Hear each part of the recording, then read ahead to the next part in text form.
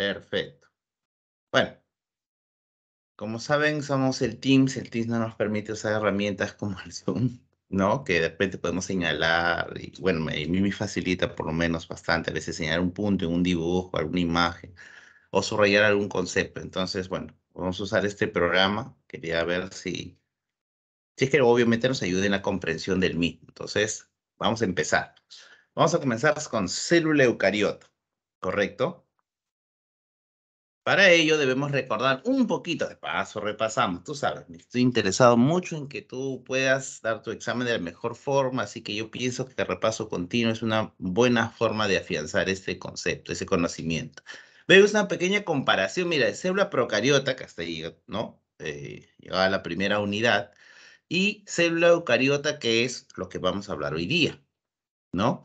Habíamos dicho la vez pasada que este término justamente procariota es justamente referido a una célula que carecía de ¿qué?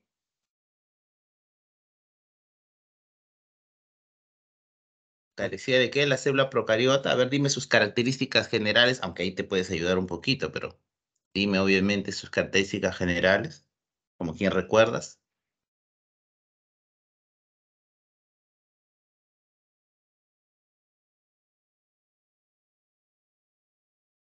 Empiezo yo. La falta de una membrana que separe al ADN del resto del citoplasma. Es decir, no hay un núcleo verdadero, ¿no? No hay un núcleo definido.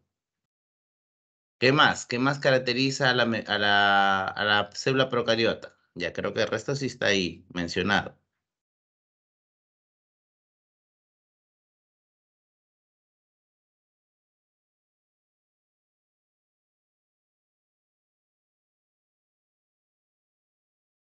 Su pared celular contiene glucanos. Péptido-glucanos.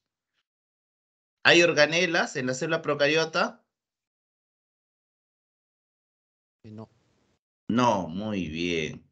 Sin embargo, sí vamos a encontrar ribosomas, que hoy ya vamos a aclarar que los ribosomas en realidad no son organelas membranosas, por lo menos, sino son organoides. ¿Y te recuerdas cuál es la función de estos ribosomas? Que dicho de paso son 70S, dice, refiriéndose a su tamaño y su densidad, 70S. ¿Cuál es la función de los ribosomas? ¿Te recuerdas?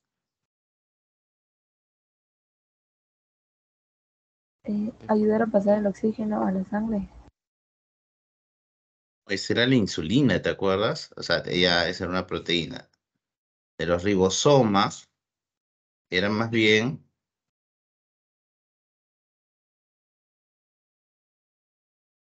síntesis de proteínas. Síntesis de proteínas. Los ribosomas tienen la función de sintetizar. Sintetizar quiere decir producir, ¿no?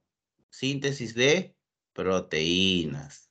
Esa es la función de los ribosomas, por favor, no te olvides. Porque hoy día vamos a hablar de más funciones de organelas. O sea, la que tenías que recordar, obviamente, de las bacterias, prácticamente de su única estructura, obviamente, es de los ribosomas, síntesis de proteínas. Eso es lo que tenemos que recordar de ellas, ¿no? A la síntesis de proteínas también podemos usar una palabra para ello, ¿no? En este caso, con una palabra podemos decir lo mismo. Y esa palabra sinónima, digámoslo así, sería la traducción. La traducción es la síntesis de proteínas. ¿Por qué digo eso? ¿Te acuerdas del código genético? ¿Te acuerdas que esas letras, obviamente, que estaban representadas por justamente ese código genético? Bueno, yo sé que era la parte final, obviamente, ¿no? Y recuerdo que ese día estaban un poco cansados de repente, era obviamente el final del día después de 2 horas de estudio, pero les hice mención en realidad cuando vimos esa parte de ácidos nucleicos, que allí es donde se ejecuta prácticamente la traducción del código genético, que todo se almacena en nuestro ADN. El ADN es como una biblioteca que guarda información genética.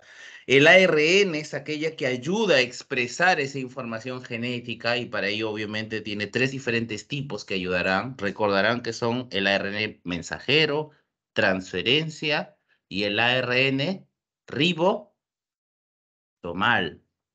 El ARN ribosomal estaba formando parte de los ribosomas, ¿no? Y la función de estos ribosomas, que es ahí donde lo mencionamos, era la síntesis de proteínas. ¿Correcto? Entonces, básicamente va por aquí. Entonces, acá otra característica importante era lo que te decía también esa vez, la vez pasada, ¿no? Un ADN desnudo, un ADN circular y desnudo. O sea, significa un ADN que no tiene proteínas histonas que lo acompañen, sino es un ADN circular y bueno, pues, ¿no? Está desprovisto de esas proteínas histonas, ¿no? Esto que está resaltado es las características principales de la célula procariota que hemos visto la clase pasada. Hoy día vamos a hablar sobre la célula eucariota y con este gráfico también podemos compararlas. Hay una palabra acá muy importante porque pienso yo que es importante que aprendas algunos prefijos, te pueden ayudar a recordar cosas o asociar cosas. No sé si tú sabes qué significa este prefijo, cario, que como puedes ver está en ambos, procariota, eucariota. ¿Qué significa ese prefijo cario? ¿Conoces? O ese sufijo, ¿no? Cario. ¿Sabes qué significa cario? Significa núcleo. Entonces, procariota es como decir antes del núcleo, o sea, antes de una célula tal cual, antes de tener un núcleo definido, y eu significa verdadero, por si acaso. Es como decir verdadero núcleo. Y como hoy día vamos a ver, pues sí, las células eucariotas tienen definitivamente, como está acá en el gráfico, mira, lo voy a sobre acá de azul, una membrana que aísla, que separa el ADN, esta es la membrana, y dentro está ese hilito azul, esa hebra azul, esa representa al ADN, como está acá, ¿no? Dice ADN. ¿Cómo se llama esta membrana que rodea el núcleo? ¿Cómo se va llamando? Mira, para que la vayas conociendo. Carioteca. Entonces, podríamos decir que una célula procariota, lo que carece, o sea, una célula de una bacteria, lo que carece justamente es de una carioteca, de una membrana que separe al, digamos, al ADN del resto del citoplasma. ¿Eso es verdadero o falso? ¿Una célula procariota carece o no carece de carioteca? Carece. Carece, muy bien, le falta, ¿no? Carece, le falta esa carioteca. En cambio, una eucariota sí. Y, y aquí es donde quiero darte pistas obviamente, para intentando que se te haga más fácil. En realidad, una célula eucariota, en su evolución, porque has de saber que la célula eucariota es más evolucionada que una procariota, por algo nosotros, que somos nuestras células son eucariotas, que los animales, que las plantas están formados por células eucariotas, somos más evolucionados, con mayor grado de complejidad. Cuando hablamos de más evolucionados nos referimos a mayor grado de complejidad que las bacterias, ¿no? Las bacterias son más antiguas que nosotros. Nosotros somos más recientes. Si hablamos de la historia de nuestro planeta, nosotros somos más nuevos, digámoslo así, ¿no? Las bacterias son mucho más antiguas que nosotros. Pero nosotros somos más nuevos, pero por algo también somos más evolucionados, ¿no? Hablando en términos de artefactos, es como si nosotros fuéramos más modernos, ¿no? Si nosotros nos comparamos con artefactos, ¿no? O electrodomésticos. Bueno, pues nosotros somos obviamente lo más moderno, digámoslo así, ¿no? Hablando en ciencias, hablando en términos biológicos, nosotros somos más evolucionados, con mayor grado de complejidad, ¿sí? Entonces, una de esas razones es lo que te voy a decir ahora. Tal vez la palabra clave para que entiendas la diferencia entre una y otra, la presencia de membranas. Porque, por ejemplo, lo primero que estoy señalando de una célula eucariota para diferenciarla es que la eucariota sí tiene un verdadero núcleo, es decir, sí tiene una membrana llamada carioteca, que es la que separa el ADN del resto del citoplasma. Sin embargo, hoy te voy a mostrar que no basta solo con esa membrana, sino como te vas a poder dar cuenta en el dibujito, no sé si logras percibir en el dibujito en todo caso, de esa membrana, mira, ¿qué estás haciendo? Bueno, estoy tratando de seguir el contorno que está acá. De esa membrana siguen más membranas. ¿Estás viendo lo que estoy señalando ahí? Esa membrana que he adicionado a esa carioteca, ¿sabes cómo le conocen? Le llaman retículo endoplasmático. No sé si se escuchó ese nombre, retículo endoplasmático. No, profesor. ¿No? Ya, te cuento que este retículo endoplasmático hay rugoso y liso. Retículo endoplasmático rugoso y retículo endoplasmático liso, te cuento. ¿Y dónde está? Vuelvo a decir, es la membrana que se forma a continuación de la carioteca. Y si seguimos la secuencia, mira, hay como también, ¿qué es esto acá? Hay como más membranas así dobladitas, así, formando una encima de otra. Sí, dobleces así. No sé si has escuchado del aparato de Golgi. ¿Has escuchado ese término, aparato de Golgi o Golgisoma? Sí. Sí. Sí, ya, ese sí, qué bueno. Esa es otra prolongación, como puedes ver, de esa membrana, solo que esta membrana está separada. La retículo endoplasmático es una membrana continua, pegadita a la carioteca. Pero el retículo de Golgi, en realidad, realmente, así como lo estás viendo acá, es como una prolongación de ella, solo que ya está separada. Entonces, como puedes ver, la palabra clave acá es en realidad membrana. Porque, ¿qué son estas de acá, por ejemplo? Estas de aquí que estoy señalando. Estas de acá son mitocondrias. ¿Y qué son mitocondrias? Organelas que tienen doble membrana. Esta es una mitocondria, esto también es otra mitocondria. Otra mitocondria. Hoy día vas a aprender que las mitocondrias son algo así como las pilas para una célula. O sea, son las organelas encargadas de brindar energía. Energía. ¿Quién aporta energía a la célula? ¿Quién le da energía a las células? Las mitocondrias. ¿Te acuerdas de la glucosa que mencionó su compañera? ¿Sí? No recuerdo quién fue quien mencionó algo cuando pregunté de ribosoma. De repente por ahí una confusión con las mitocondrias. ¿Te acuerdas la glucosa que debe entrar, se supone, en las células para obtener energía? ¿Te acuerdas que te había explicado? Sí, profesor. Que los glúcidos son los que dan energía, ¿te acuerdas? Nuestra clase cuando hicimos moléculas orgánicas, nuestra clase número 3, me parece. ¿Te acuerdas que la glucosa es un glúcido que es tal vez la principal fuente de energía de las células? ¿Te acuerdas? Sí, profesor. Esa, esa glucosa, perfecto, esa glucosa, ¿sabes a qué parte específica? Ya imagínate que ya entró la célula, pero ¿a qué parte específica va a entrar de la célula para que se transforme, para que al metabolizarse se transforme en energía? ¿Adivina en quién? ¿A qué organela? A las mitocondrias. Sí, las mitocondrias son las encargadas de producir esa energía. ¿No? Profesor, ¿y qué será esto que está acá con un circulito amarillo? Pues debe ser otra organela. Probablemente, por la forma, probablemente sea un lisosoma, probablemente, por la forma que tiene, un lisosoma. Si no, será un peroxisoma o un glioxisoma. ¿Y qué cosas son esas, profesor? Organelas membranosas.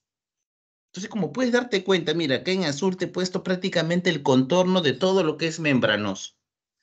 Está lleno de estructuras membranosas. Claro, también va a tener sus estructuras no membranosas. También va a tener. También va a tener. Por ejemplo, acá comparas de dos, por ejemplo, mira. ¿Qué eran estos? Ribosomas, ¿no? ¿Y qué cosas son estos?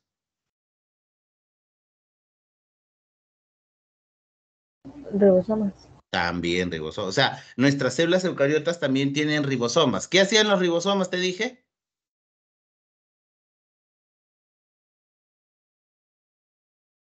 Sintetizaban proteínas. Gracias, Sintetizar doctor. proteína. Muy bien, síntesis de proteína. Y así vamos aprendiendo. Muy bien. Así es. Tiene estructura. Así es. Muy bien. Ahora, las células eucariotas también vamos a ver estructuras no membranosas, repito, como los ribosomas, y también vamos a ver algunas estructuras que incluso van a facilitar la división celular. Hoy día vamos a dar un conector, un pequeño conector con nuestro siguiente tema y a la siguiente clase. Profesor, ¿qué vamos a hablar en la siguiente clase? La siguiente clase vamos a hablar de mitosis y de meiosis, o sea, cómo una célula se divide. ¿Cómo hace una célula la división celular? Y para eso va a ser importante esta estructura que te estoy señalando acá arribita. Esa de acá es parte de lo que vamos a llamar un centrosoma. El centrosoma, no, disculpa, estos son microtúbulos de acá, estos son microtúbulos. El centrosoma está por acá, disculpa. Ah, está, este es el centrosoma. Este de aquí, ese es el centrosoma. Estos son microtúbulos, ¿no? Que forman parte del citoesqueleto, como dice acá. Pero el que es el centrosoma es este de acá, este que parece un sol, acá.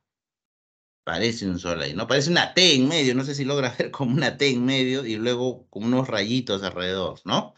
Ya esa T en medio son dos cilindros llamados centriolos y alrededor hay unos microtúbulos justamente en forma radiada y en conjunto, todo ese conjunto se le conoce como centrosoma y de él vamos a hablar mucho en la siguiente clase porque él es la clave, ese organoide, esa estructura es la clave para que una célula pueda hacer mitosis, una célula animal. ¿Correcto? Entonces ya te he presentado un panorama. Mira, de paso hemos comparado con la clase pasada y de paso te he presentado un poquito, pues, el adelanto de la clase de hoy día. Espero que te haya ayudado. Listo. Entonces, chicos, comencemos. Un poquito de reseña histórica. El llamado padre de la citología, el que inició el estudio de lo que hoy día conocemos como célula, no sé si lo conoces también. Un hombre muy conocido en biología. Hooke, Robert Hooke, es un inglés. Él estaba observando diferentes tejidos de plantas y una vez en la corteza, ¿no? de un árbol que se llama alcornoque, del cual se saca por ejemplo, este material para tapar los vinos, por ejemplo, ¿no? La champaña, algunas bebidas alcohólicas. Yo sé que de repente dirás, profesor, ¿qué es eso? Yo no conozco bebidas alcohólicas. Bueno, habrás visto. El corcho, por ejemplo, ¿no? Que es un tejido muerto que rodea las cortezas, en realidad, de algunos árboles, si tú lo observaras al microscopio, observarías lo mismo que observó Hooke. Esto. ¿Qué es eso? Bueno, como puedes ver, verías que este tejido, como te decía, que rodea esa parte de la corteza, ese corcho, está ahí como pequeños agujeritos. ¿Sabes qué pensó Robert Hooke? Ah, entonces por ejemplo, las plantas y tal vez todos los seres vivos estemos formados de pequeñas unidades que están allí, dentro de esos pequeños espacios, ¿correcto? Entonces, eh, él es prácticamente el que inicia el desarrollo gracias a que obviamente hace poco se había inventado el microscopio, en 1490 se descubrió el microscopio, y se inventó por primera vez el microscopio, en realidad, ¿no? Fue Janssen el primero en hacerlo, y Hooke, pues, utilizó algunas modificaciones del microscopio diseñado por Janssen, e hizo estas anotaciones. Entonces, a partir de él, se empieza con la idea de que nosotros, ¿no? Por ejemplo, los seres vivos, ¿no? Por ejemplo, los seres humanos, un animal, una planta, no es, digámoslo así, solo un organismo en sí, sino que estamos formados por pequeñas y diminutas unidades que son las células. Y estamos conformados nosotros por esas unidades que trabajan en conjunto y que te dan esta enorme complejidad gracias a él, ¿no? Pero en realidad, te cuento, el corcho es en realidad un tejido muerto, ¿no? Es un tejido muerto, o sea, alguna vez hubo células ahí, pero Hooke realmente no está observando realmente células, ¿no? Claro, en ese espacio alguna vez hubo células, sí, alguna vez cuando era un tejido más joven, pero por lo menos el concepto de lo que conocemos como célula, repito, que estaríamos formados por unidades pequeñas, pues sí lo dio él. Tal vez uno de los primeros que sí observó seres unicelulares, y por eso está este segundo dibujo que ves acá. ¿Logras ver? ¿Sí? Mira. Sí, organismos alargados. Ajá. ¿Qué son estos? ¿Qué son estos dibujos que está haciendo? ¿Y quién los hizo? Bueno, los hizo Anthony von Leeuwenhoek, el llamado padre de la protozoología. Lo que estaba observando ahí era protozoarios y él hizo algunas anotaciones. Entonces, él sí vio organismos en realidad unicelulares.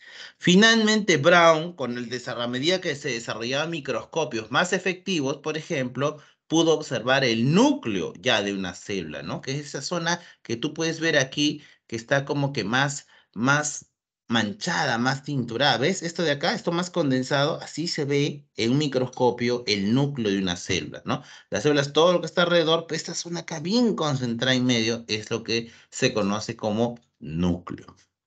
Y Brown fue el primero, digamos, en señalarlo. A medida que, repito, se desarrollaban microscopios más potentes. Entonces, el desarrollo, lo que conocemos actualmente como células, eso que te mostré, que ribosomas, que aparato de Golgi, eso fue gradual, como puedes darte cuenta, ¿no? El estudio fue gradual.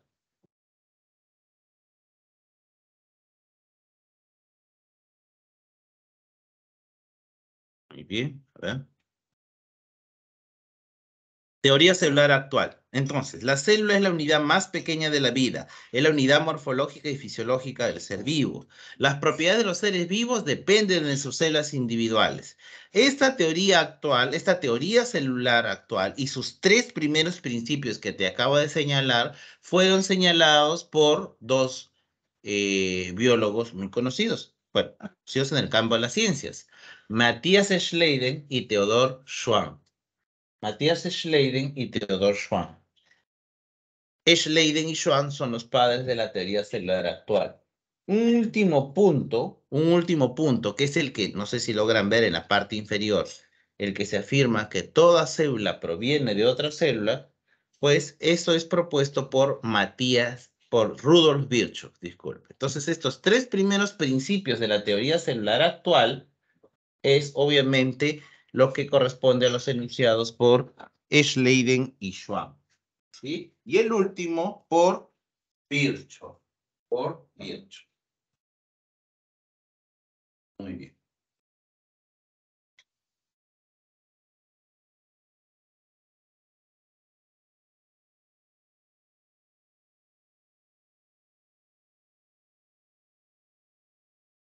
Listo, chicos. A ver.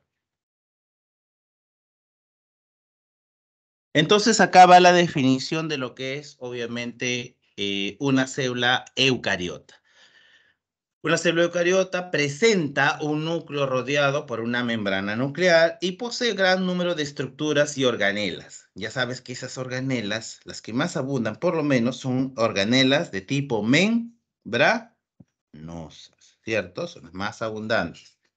Una célula, esta por ejemplo, dice es una imagen típica de organismos pluricelulares, ¿no?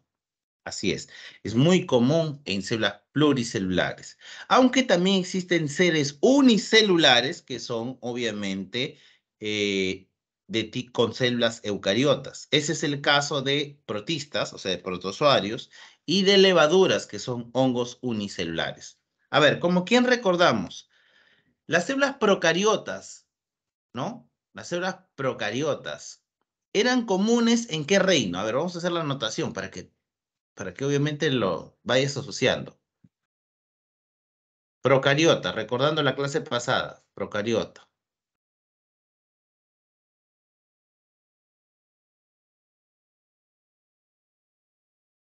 ¿Recordarán? Era fungi, ¿Qué reino era? fungi creo. O Doctora, te monera, ayudo, te monera. ayudo. Monera, doctora, muy bien, Monera. Así es. ¿Sabes dónde están las eucariotas?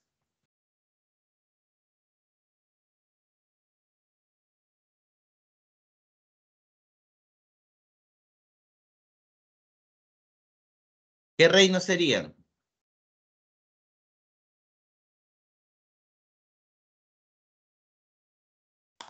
En el Plantae. Muy bien, doctor, plantae. ¿Qué más?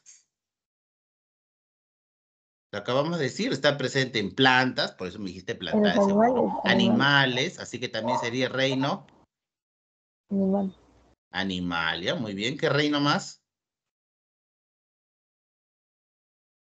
El protista y fungi.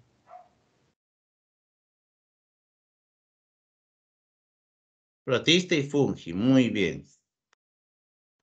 Un segundito. Un segundito, un segundito. Un segundito. Ya está, estoy escribiendo, ya estoy un poco lento, disculpa mi letra acá. Un segundito, disculpa. Un segundito.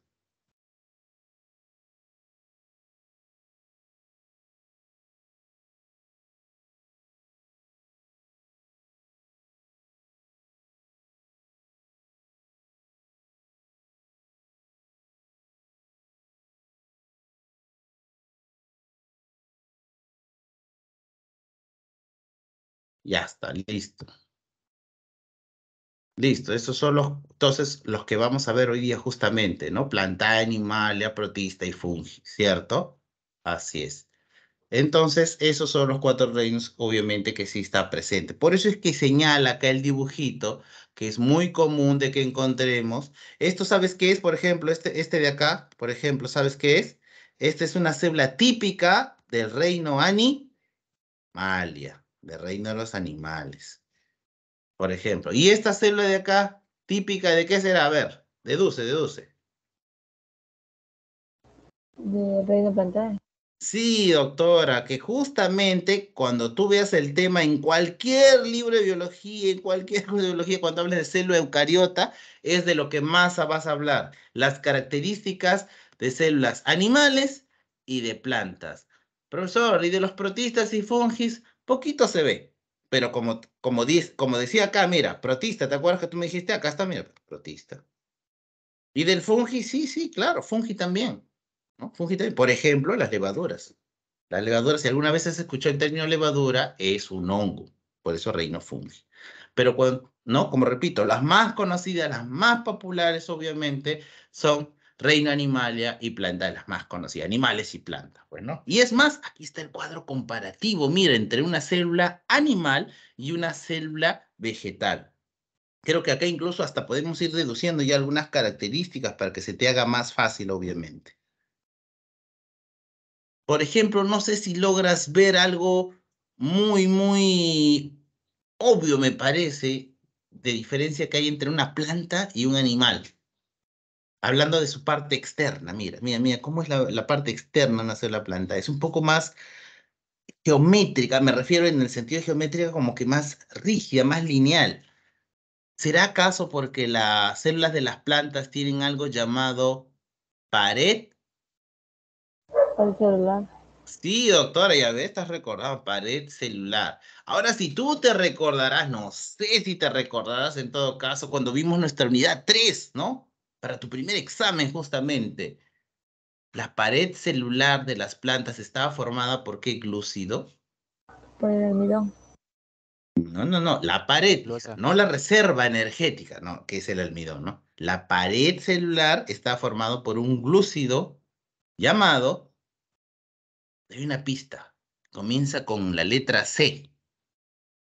Celulosa. Celulosa, bien, doctor, muy bien. La pared celular de las plantitas está formada por celulosa. Así es, doctora. No vais a confundir, por favor, con la reserva energética de las plantitas. O sea, donde puedo almacenar muchas glucosas, esa cadena larga de glucosas, ese sí es el almidón. Pero yo hablaba del componente del glúcido que forma parte de la pared celular de las plantitas, que es la celulosa, como dice su compañero. Muy bien, entonces una diferencia ahí que resalta, digámoslo así, ¿no? Porque las células animales tienden así, medio esféricas, ¿no? Acá está como cortada por mitad, por eso es que tiene esta forma, ¿no? La célula animal, ¿no? Porque como repito, tienden a ser más bien medio esféricas, ¿no? Media circular. En cambio, las células de las plantas más bien tienen una forma medio geométrica, ¿no? Acá la han puesto como si fuera un cubo. Bueno, la mayoría en realidad de las plantas, de las células de plantas son, sí, bueno, más como un hexágono en realidad. Más tiene esa forma geométrica. Pero bueno, también hay algunas que son medias cúbicas también, es correcto. También hay algunas así. Entonces, esa creo que es la diferencia que más resalta. Ah, claro. Y tú dices, pues, profesor, pero las plantas también, ese color verde, también me di cuenta que eran las plantas por su color verde. Bueno, sí, es que hay una organela que mucho abunda en las plantitas, que ya vamos a hablar hoy día, al menos que alguno sepa a cuál me estoy refiriendo.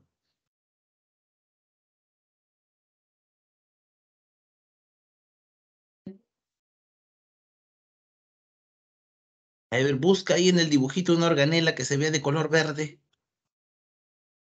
¿El cloroplasto? Así es, doctora, el cloroplasto lo encontró. Muy bien, con su vista lo encontró esta organela verdecita, el cloroplasto. Y el cloroplasto se ve verde y es muy abundante en las plantitas, las hojas, las células que forman las hojas, las células que forman los tallos de las plantas, porque tiene un pigmento llamado clorofila. La clorofila. Claro, doctora. ¿Ves? Todo va teniendo sentido. Ah, ya, correcto. Si todo tiene sentido ahora. Entonces, sí. Entonces, eso es, por ejemplo, vas viendo acá diferencia. Una organela, ¿ves? Una estructura llamada cloroplasto y dentro de ella está el pigmento clorofila. Entonces, vamos viendo, vamos reconociendo algunas estructuras, obviamente, de las células eucariotas. Sigamos. Estructura de las células eucariotas.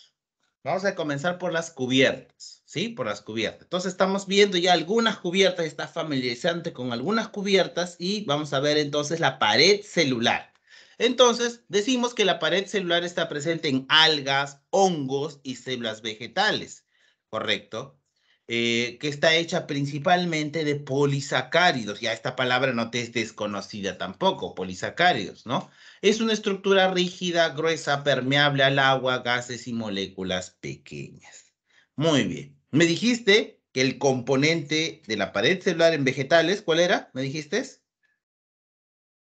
El principal. eh, Celulosa. La celulosa. Claro, doctora. Sí. Y acá mira, te lo reafirma. Te lo reafirma, te lo reafirma, la celulosa. Y por ahí, de repente, por ahí te recuerdas de otros glúcidos presentes en la pared celular también, hemicelulosa, ¿no? Aquí está, pero que la palabra que más resalta, como puedes ver, es celulosa, celulosa, sí, es la que más resalta. También a veces hay hemicelulosa, como te decía, pectina por ahí, no sé si te recuerdas también, otra estructura que era común en la pared celular de las plantas. Y en los hongos, doctores, también mencionamos, ¿ah? Cuando hicimos nuestra unidad 3 y hablamos de glúcidos, mencionamos otro que estaba presente en la pared celular de los hongos. La quitina. Muy bien, doctora, excelente, muy bien. Está repasando, doctor, no hay nada que hacer. Efectivamente, así es, la quitina, así es. Muy bien. Entonces, ahí está para reafirmar, si te olvidaras, ahí está para recordar. Plantas, celulosa, hemicelulosa y pectina, ¿sí? Acá lo he colocado. No sé si lo lograste ver cuando apareció. ¿Sí? Ahí está. Plantas, celulosa, hemicelulosa, pectina y hongos, quitina. Muy bien, así es, hongos, quitina.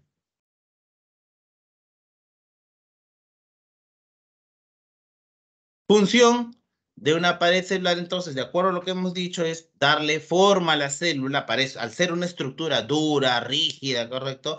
Forma a la célula, disculpa, le da forma a la célula. Y también protege a la célula, obviamente, de una ruptura mecánica y osmótica. Esa palabra osmótica de repente se te hace rara. No te preocupes que ahorita vamos a aclarar a qué se refiere con osmótica. Ahora hablemos de otra cubierta. Recuerda que hemos hablado de un tipo de cubierta. ¿Qué tipo de cubierta hemos hablado ahorita? Pared celular, ¿cierto? ¿Dónde es común? Hemos dicho en plantas y Hongo. hongos. Muy bien. Ahora, hay otro tipo de cubierta, porque no hemos hablado de células animales todavía o protozoarios. En las células de animales y protozoarios, ¿quién lo cubre? Ah, eso es lo que vamos a ver ahorita. Ahí está el glucocálix. Así se llama, glucocálix. A diferencia de la pared celular, el glucocáliz no es duro, no es rígido, no. Es una cubierta formada por oligosacáridos. Oligosacáridos, esa palabra me suena. Sí, ¿te acuerdas que los oligosacáridos son cadenas cortas de monosacáridos? Te lo voy a señalar acá en el dibujito, ¿ya? Te lo voy a señalar acá en el dibujito. Esta estructura que tú ves acá, que todavía no hemos hablado, esta línea que tú ves acá, esto de acá, eso se llama membrana celular. Ya no te olvides, membrana celular, que es la que forma la cubierta. Y los oligosacáridos de los cuales estamos hablando ahorita, o los oligosacáridos de los cuales estamos hablando, me estoy refiriendo a estos de acá.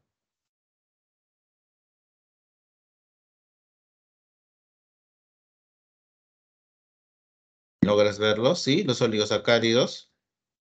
Sí, Ya está. Esas cadenas cortas, esos son los oligosacáridos. Y todo ese conjunto de oligosacáridos, profesor, están en toda la membrana celular alrededor. Sí, así es. En las células animales, así es. Están rodeando y tienen diferentes formas y también algunas de ellas tienen algunas funciones muy particulares. Y ese es el glucocálix.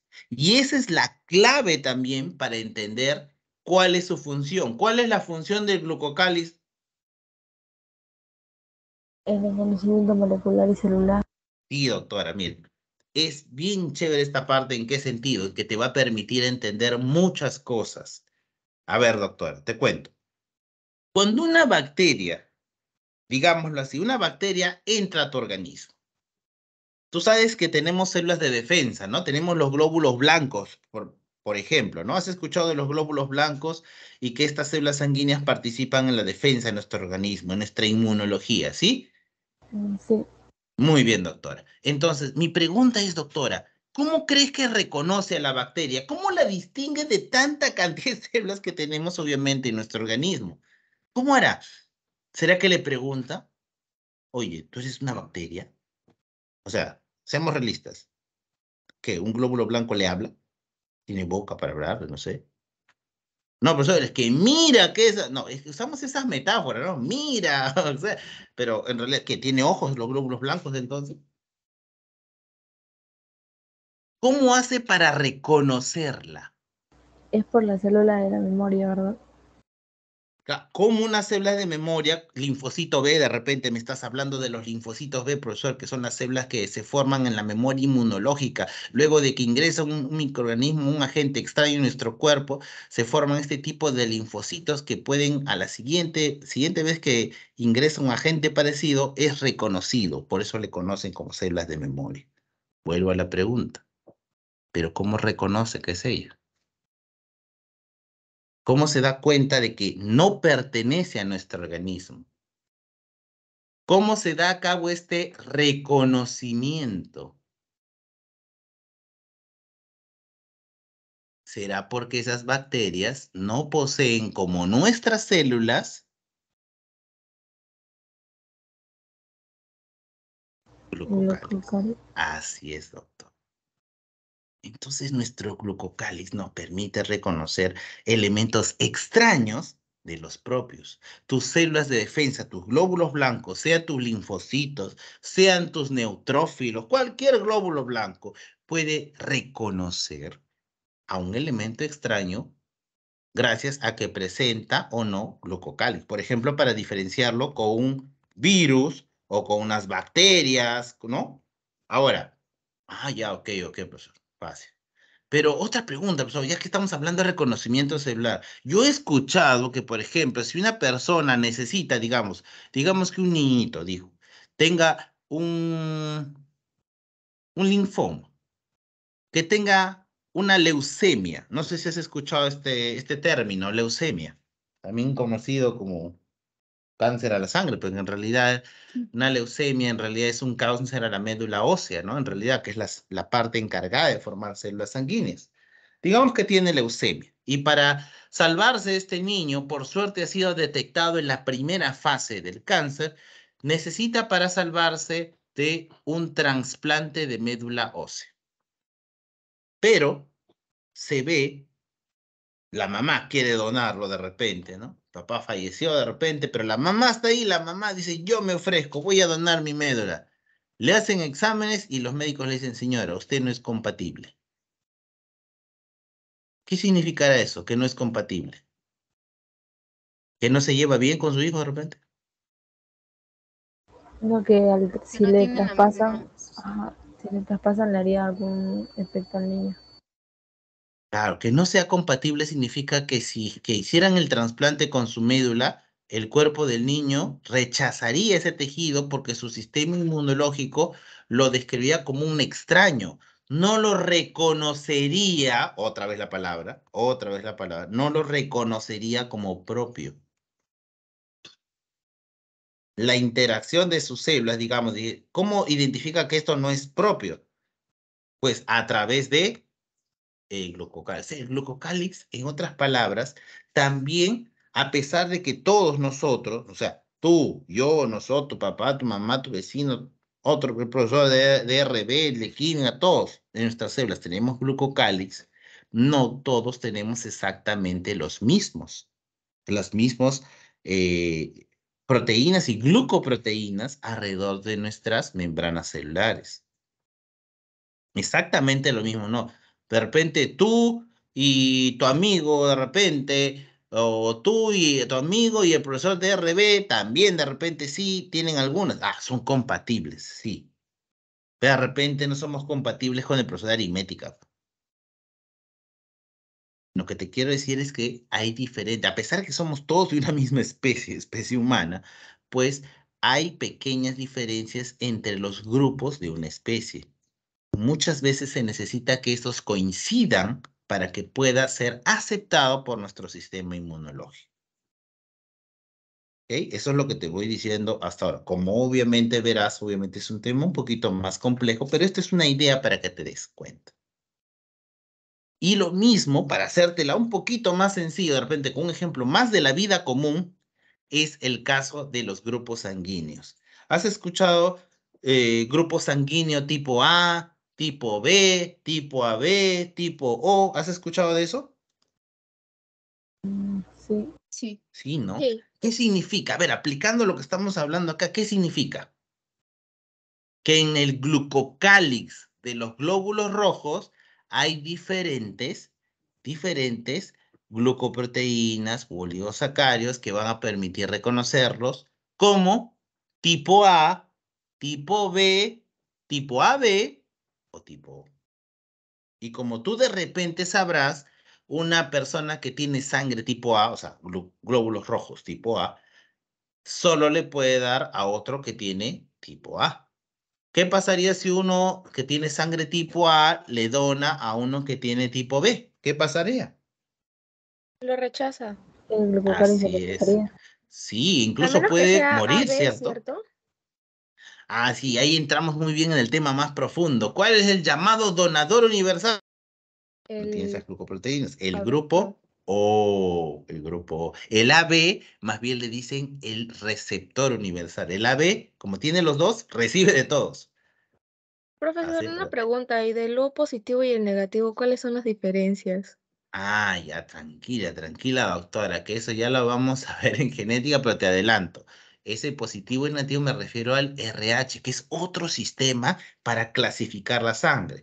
Ya cuando hablemos un poquito en genética, te vas a ver que eso de el sistema ABO, así se llama, el sistema que permite clasificar la sangre en A, B, AB y O. Cuatro tipos, ¿cierto? Cuatro. A, B, AB y O. Ese es el sistema ABO, pero así como el sistema ABO, hay otro sistema que se llama sistema RH, que los clasifica en RH positivos y RH negativos. No sé si sabías, doctora, pero hay más de 20 sistemas diferentes de clasificar sangre. Esos dos conocidos, el ABO y el RH. Pero aparte del ABO y del RH, hay el sistema MN, el sistema CAFI, el DAFI, el Lewis, etcétera, etcétera, etcétera, etcétera. Son como 20. Solo que mundialmente son los más usados el RH, el sistema RH y el sistema ABO, que muchas veces se usan combinados, ¿no? Combinados incluso, porque dice, ¿qué tipo de sangre tiene usted? Ah, yo soy O positivo. Cuando tú dices O positivo, en realidad estás describiendo que según el sistema ABO eres O y según el sistema RH eres positivo. En realidad estás diciendo eso. Pero como dije, doctora, Profesor, calma, una calma, en pregunta. genética, o sea, dime, Una pregúntame, pregunta. pregunta es la última ya. El O positivo puede donar al A y al B, ¿no? El O, vamos a dejarlo en O, el O puede donar al A y al B y al AB y a otro O, a todos. El O es el llamado donante universal, doctora. Ah, ya entendí. Gracias. Y bueno, doctora, gracias a ti por preguntar más bien. Gracias a ti, te agradezco. Muy bien, pasemos, a ver, ya estamos entendiendo entonces justamente glucocálix. Ahora hablemos de la membrana celular. La membrana celular es en realidad una doble capa de fosfolípidos. No sé si te das cuenta que en realidad esta membrana celular, mira, membrana celular, en realidad, como dice acá, es una doble capa de fosfolípidos. Mira, una capa y otra capa. Las dos en conjunto en realidad forman la membrana. Y sin embargo, la membrana es una cosa rara, ¿no? A pesar de estar formada por una doble capa, es una doble capa delgada. Tan delgada que el espesor de esa doble capa es de 8 a 10 nanómetros. O sea, creo que no tenemos, incluso actualmente, tendríamos pocos de repente, en todo el mundo estoy hablando, de microscopios capaces con los cuales tú puedas ver este dibujito que está puesto acá. Esto de acá en realidad es una representación, porque usar un microscopio que nos permita ver de 8 a 10 nanómetros no deben ser muchos los microscopios que tengamos para poder tener esa capacidad. Hoy ya vamos a ver que en realidad este diseño, de cómo imaginamos que es la doble, bueno, imaginábamos, porque ya ha sido confirmado, sí, por microscopía que es así, ¿no? Pero cómo imaginamos en realidad antes de poder desarrollar microscopios así de potentes, este modelo se lo debemos a Singer y Nicholson, el llamado modelo del mosaico fluido, ¿no? El modelo de la membrana celular bajo la forma de mosaico fluido. Bueno, volvamos a los componentes de la membrana celular, que hay unas preguntas en la separata al respecto. ¿De qué está hecha la membrana celular? Porque si nos preguntaran hace ratito de que hemos hablado de la pared celular, fácil responder es para nosotros, ¿no? La pared celular generalmente está hecha de polisacáridos, ¿no? Celulosa en las plantas y quitina en los hongos, te recordarás, ¿cierto? Y si nos preguntaran de qué está hecho el glucocálix en células animales, como las nuestras, está hecho principalmente de oligosacáridos, ¿cierto?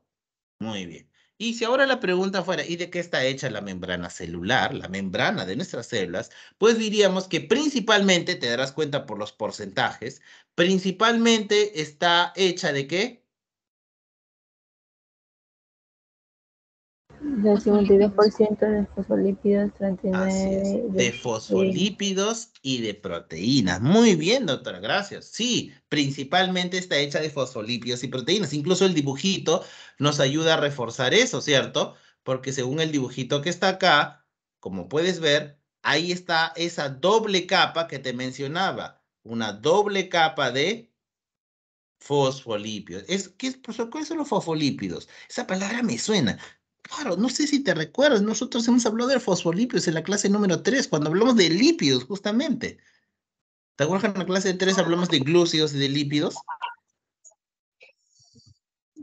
Claro, doctor, te voy a hacer recordar, no te preocupes. Ese que está, mira, mira, mira, voy a sacar este dibujito acá para que veas. ¿Ves esa como una bolita y que tiene dos colitas? Ya, ese es un fosfolípido. Ese es un fosfolípido. Y como puedes ver, mira, hay toda una capa de fosfolípidos. Ahí está, toda una capa de fosfolípidos. A ver, cuidado, un audio por ahí, estoy escuchando. Cuidado, cuidado. Ya. Gracias. Esta bolita, esta esfera, ¿qué representa? A ver si te recuerdas de cuando vimos fosfolípidos. Fosfo, mira, mira la palabra. Fosfo y lípidos. ¿Por qué dirá fosfo?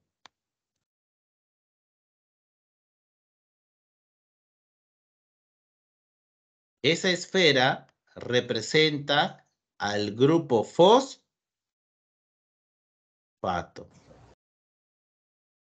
Fosfato. Y esas colitas, ¿qué cosas son esas colitas? Son unas cadenas, en realidad, de carbonos e hidrógenos. Esas cadenas son lo que nosotros conocemos como componente de los lípidos, chicos.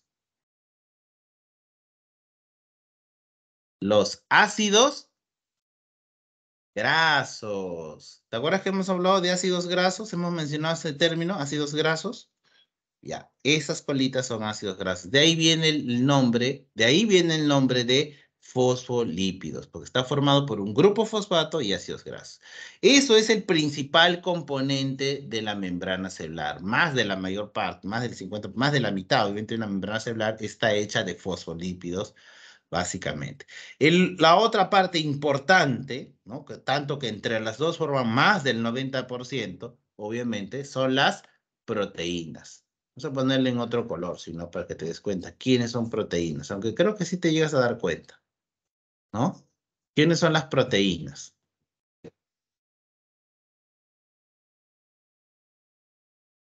Este de aquí es una proteína. Esto de acá es una proteína. ¿Esto de acá qué cosa es? Proteína. ¿Y qué será esto de aquí? ¿Y esto de acá? ¿Qué crees que sea?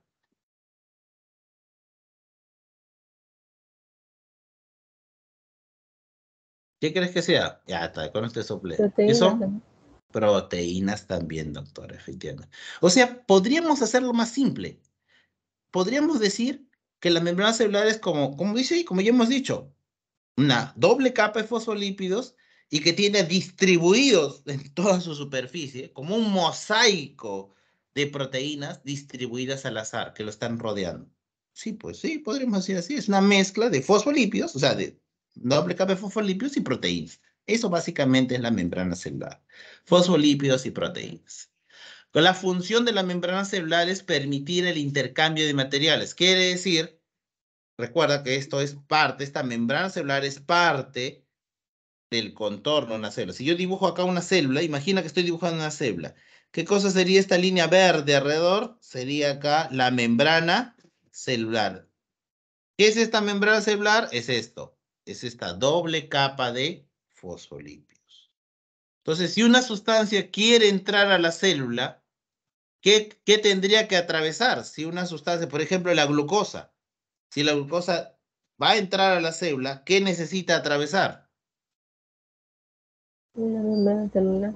Así es, doctora. Entonces, tiene sentido que diga acá, ¿cuál es la función de la membrana celular? Regula el intercambio de materiales, es decir, regula qué cosa va a entrar o salir, qué materiales van a entrar o salir de la célula.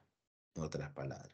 Y si ella regula qué cosas van a entrar o salir de la célula, también tiene sentido que diga que mantiene la homeostasis, porque ya te hablé de la homeostasis en la clase número 2. La homeostasis es el equilibrio del sistema interno. Entonces, si entra mucha cantidad de algo, ¿de quién dependió? De la membrana celular. Si salió mucho de algo de una célula, ¿de quién dependió? ¿Qué tuvo que atravesar? La membrana celular. ¿Correcto? Entonces, eso es lo que va a pasar aquí.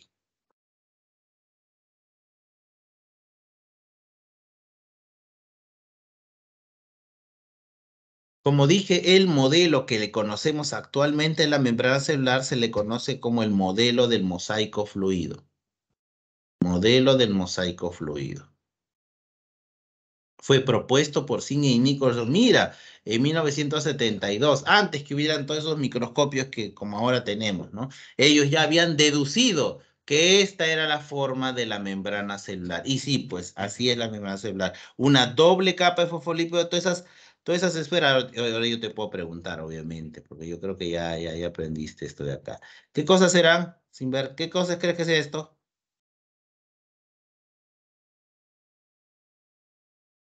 ¿Qué son? ¿Proteína?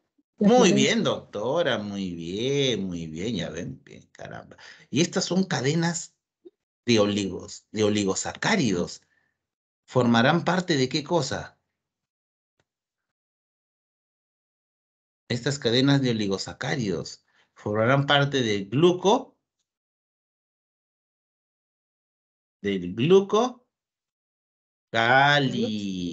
Sí, doctora, de glucocálix, muy bien. Ya estamos viendo, por ejemplo, esto, por ejemplo, al ojo es una membrana celular animal. Profesor, ¿por qué al ojo? Me doy cuenta por algo. Te aprovecho en contarte algo.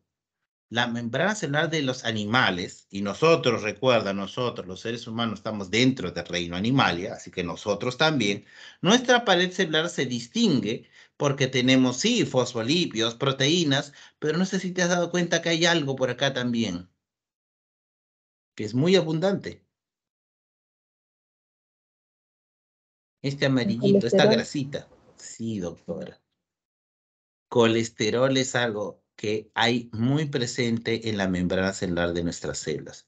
Profesor, pero yo escucho que el colesterol abunda en las sangre. Sí, tranquilo, tranquilos, tranquilidad. Hay pequeñas, como puedes ver, pequeñas moléculas de colesterol en la membrana celular de los animales. No es colesterol, sí, pero es otro colesterol diferente al que podemos encontrar en un análisis de sangre de una persona que pues obviamente está comiendo muchas grasitas, es otra cosa, eso es otra cosa, es ya colesterol ya de exceso. Pero naturalmente, de forma natural, de forma normal, ciertas moléculas de colesterol están presentes en una membrana celular. Y tengo que mencionarlo así porque, por ejemplo, en las plantas, su membrana celular de las células de las plantas no tienen colesterol. Si yo sacara una muestra de la membrana celular de un protozoario, no encontraríamos colesterol. Este colesterol está muy asociado a la membrana celular de los animales, del reino animalia, en otras palabras. ¿Ok? Muy bien. Como puedes darte cuenta, acá también hay un poco más de detalle en la imagen de abajo, sobre todo hay un poco más de detalle acerca de las proteínas que forman parte de la membrana celular. Vemos proteínas de varios tipos. Por ejemplo, acá menciona proteínas, obviamente asociadas a la membrana. Hay proteínas integrales, proteínas periféricas y proteínas canales. Las integrales se les dice a aquellas proteínas que están formando parte de toda la estructura. Por ejemplo, ese es el caso de esta proteína de acá. Todo esto morado es una proteína integral porque forma parte de todo el íntegro de la membrana. Por ejemplo, esta rojita que voy a señalar acá, bueno, acá está de color verde, yo le voy a poner una línea roja. Esta que solamente se ve desde un lado, o esta, por ejemplo, acá que solo se ve desde el otro lado, nada más, o sea, no abarca todo el grosor, a esas se le llama proteínas periféricas, ¿no? Periféricas. Y más bien hay otras que tienen forma como un canal, no sé si las has visto. Acá está, como esta naranjita acá. Esta de acá, esas de aquí son proteínas canales, más bien. Proteínas canales. ¿Está bien? Listo. Es solamente para señalar y para que sepas que hay diferentes tipos de proteínas en la membrana celular, integrales, periféricas y canales. Nada más, solo para que te des cuenta.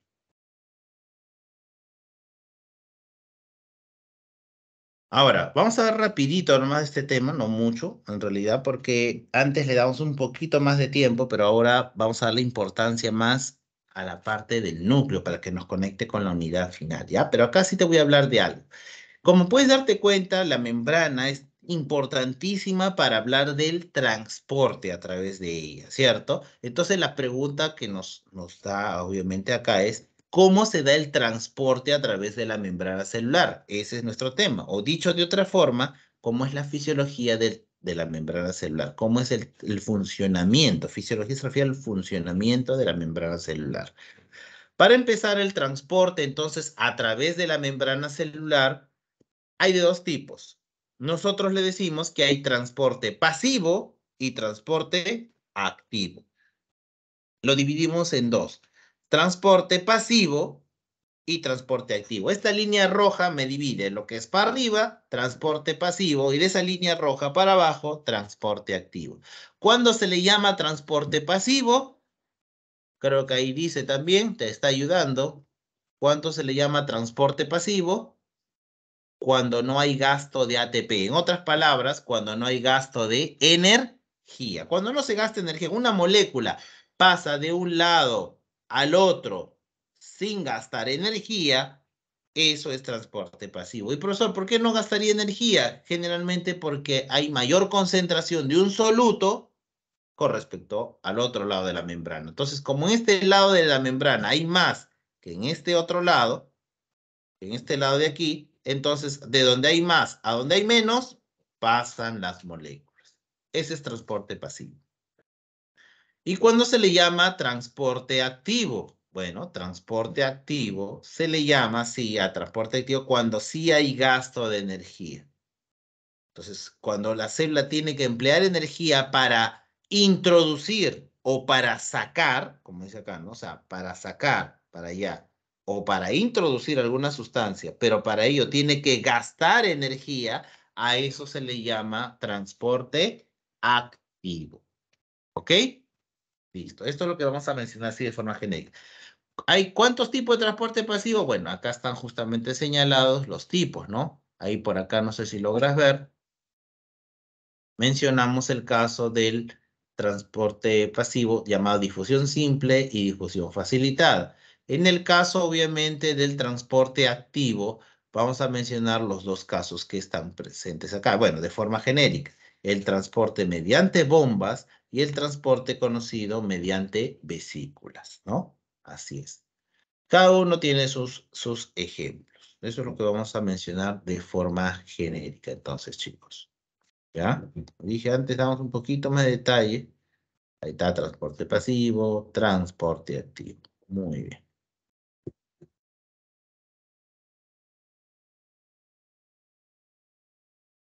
Damos algunos ejemplos más, ¿no? De lo que es. Ejemplos de transporte pasivo, difusión simple, ahí como está mencionando, ¿no? Oxígeno, CO2, agua, moléculas pequeñas. Difusión facilitada, pues ahí tenemos iones, básicamente, y moléculas como obviamente, glucosa, fructosa, ¿no? Ya necesitan una ayudita.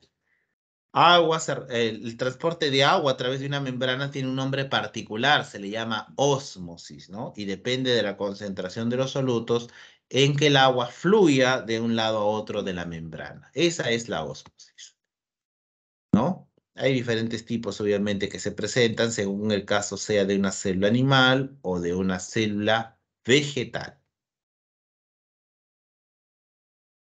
Transporte activo, como dije, de bombas, el más conocido es este caso, el del caso de la llamada bomba de sodio y potasio, en el cual se gasta energía, es un transporte activo, para intercambiar 3 átomos de sodio por 2 de potasio.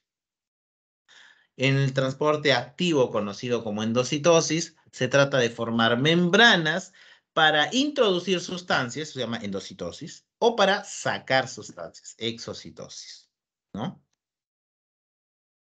Muy bien, ahora vamos a los componentes del citoplasma. Vamos al citoplasma. Ya vimos pared, ya vimos membrana. 3, citoplasma. Vamos al citoplasma. En el citoplasma es donde más estructuras tenemos que ver, ¿correcto? Para empezar, hay una sustancia líquida, ¿no? Dentro de la membrana celular, dentro de la célula. Eso es el citosol. Esa fase líquida, digamos, dentro de ella se le conoce como citosol. Pero te cuento que una célula no es tampoco como si fuese un globo lleno de agua. No. También hay proteínas dentro que le permiten adoptar formas. Por ejemplo, ¿qué forma tiene clásicamente una neurona? Casi siempre cuando el profesor de biología te tiene que dibujar una neurona, casi siempre ¿cómo la representa una neurona? No sé si te has dado cuenta. Cuando un profesor de biología dibuja una neurona, casi siempre hace este dibujo así.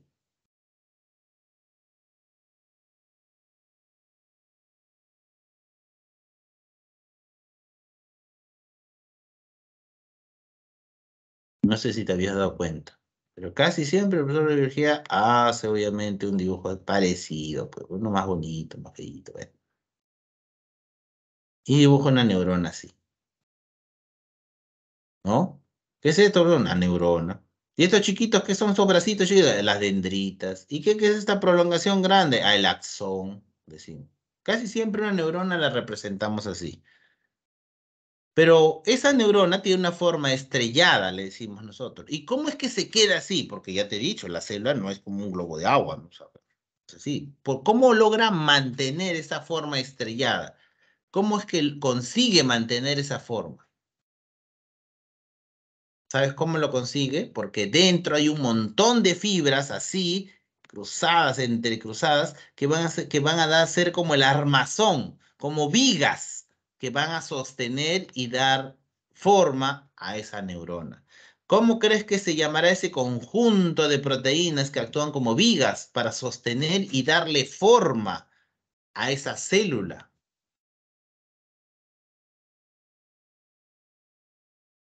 Un citoesqueleto. Así es, doctora, es el citoesqueleto.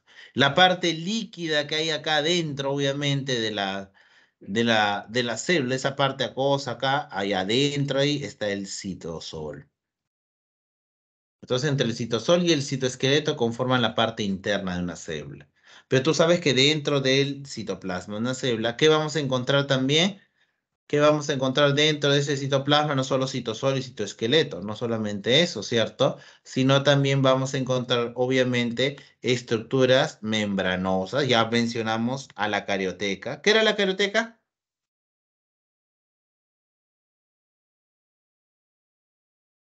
¿Qué era la carioteca? ¿Te acuerdas? Por ahí empezamos El nuestra núcleo. clase de hoy día. ¿Cuál era? El núcleo. Sí, doctora, la membrana del núcleo. Claro, la que le da justamente la forma al núcleo. Muy bien, doctora, la membrana del núcleo. Muy bien, carioteca. Y habíamos dicho que se continuaba un conjunto de membranas del núcleo. ¿Te acuerdas que te mencioné este término? Sí.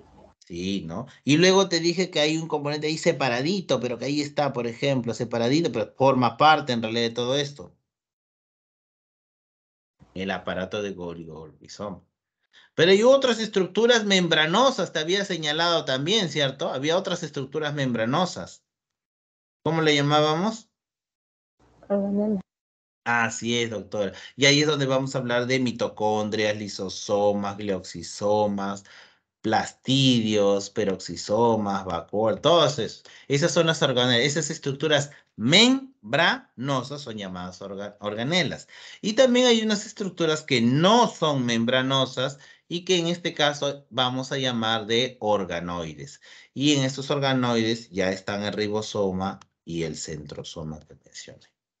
Entonces, eso es lo que vamos a hablar ahorita. ¿Está bien, doctores? Muy bien.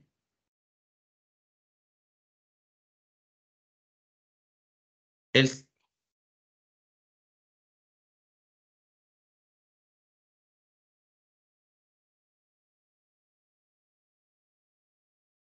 El citosol, entonces, el citosol es aquella estructura, obviamente, que sí es la parte líquida, es la parte líquida de es la parte líquida de una célula. Básicamente está formada por agua, es el principal componente, es una solución acuosa, por eso dice. Y dentro de esa agua están dispersas proteínas, iones, glúcidos, lípidos y enzimas, ¿cierto? Ahí esa mezcla, esa solución es justamente el citosol. El citoesqueleto, ¿te acuerdas como te había mencionado? Una compleja trama, un conjunto de proteínas todas entrecruzadas, ¿no? Parece una malla acá, mira, formada por diferentes proteínas que tienen diferentes grosores también, llamadas en su conjunto citoesqueleto, ¿no? Diferentes grosores porque los microtúbulos son más gruesos, los filamentos intermedios, bueno, su nombre lo está sugiriendo, intermedios, son de grosor intermedio, y los más delgaditos son los llamados microfilamentos. Entre todos forman un armazón que es el que le permite darle forma a las células. Por eso hace un ratito ya te había mencionado que ese armazón es el que le da forma a las células nerviosas, a las células musculares, a las células epiteliales. ¿Cómo es que pueden mantener esas formas? Gracias a que tienen un citoesqueleto. Si no tuvieran el citoesqueleto, pues todas se verían como un globo lleno de agua, redondas, esféricas, porque estarían llenas de líquido, estarían llenas de citosol, nada más.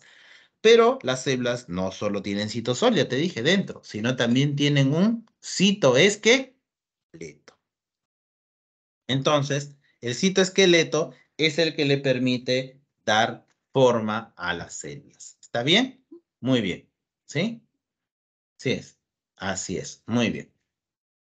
Muy bien. ¿Está todo claro, chicos? ¿Está todo claro? Chicos, ¿está todo claro? Sí, profesor. Sí. Ya, perfecto. Sigamos entonces. Ese sistema de endomembranas. Muy bien, vamos a ver ese sistema de endomembranas. El sistema llamado así de endomembranas es llamado sistema porque en realidad ya te dije, es como una gran membrana que inicia ¿dónde?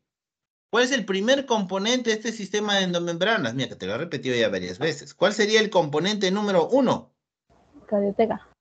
Muy bien, doctora. Y el componente número 2 sería el retículo Endoplasmático. endoplasmático. Y el componente número 3, ¿quién sería? El aparato de Golgi.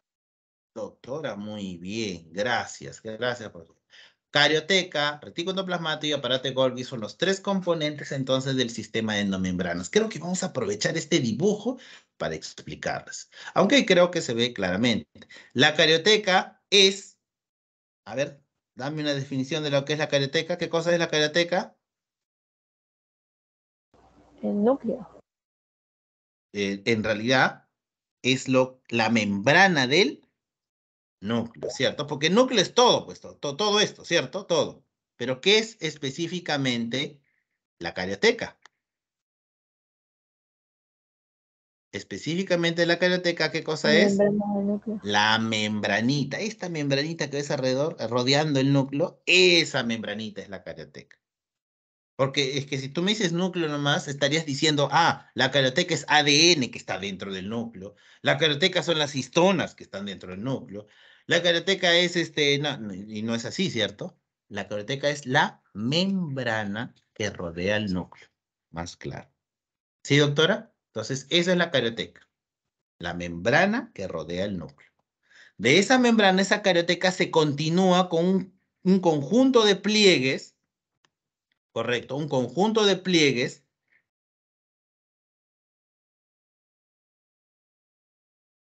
continuos, que es conocido como, ¿cómo se le llama? Retículo Endoplasmático. Así es, doctora. Que se divide en dos, ¿cierto? Se divide en dos. En rugoso y liso. Rugoso y liso, muy bien, doctora, rugoso y liso. ¿Qué diferenciaría a uno de otro?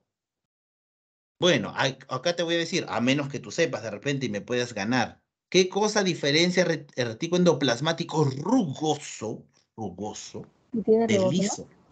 Muy bien, doctora, la presencia de ribosoma. ¿Ves cómo estas bolitas? Profesor, ¿qué le pasó al rugoso? Le ha salido que granito. ¿Qué son estas bolitas? Esas bolitas son los ribosomas. Muy bien, doctora, ribosomas. ¿Tú te recordarás cuál es la función de los ribosomas, doctora? Sintetizan la proteína. Sí, doctora, muy bien, sintetizan la proteína. Entonces, yo puedo decir, el retículo endoplasmático, así al ojo, doctora, al ojo. Podríamos decir que tiene cientos, si no miles, de repente, de ribosomas. ¿Sería verdadero o falso? Verdadero. Verdadero, claro, doctora, usted tiene toda la razón. El retículo endoplasmático rugoso posee cientos, si no miles de ribosomas. Podríamos decir, doctora, que la función del retículo endoplasmático rugoso es ser una gran fábrica de proteínas, sabiendo que los ribosomas tienen la función de sintetizar proteínas. Podríamos decir que rugoso tiene gran síntesis de proteínas. Podríamos decir que esa es su función. Sí.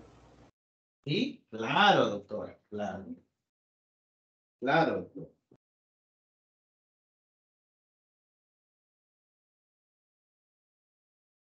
Muy bien.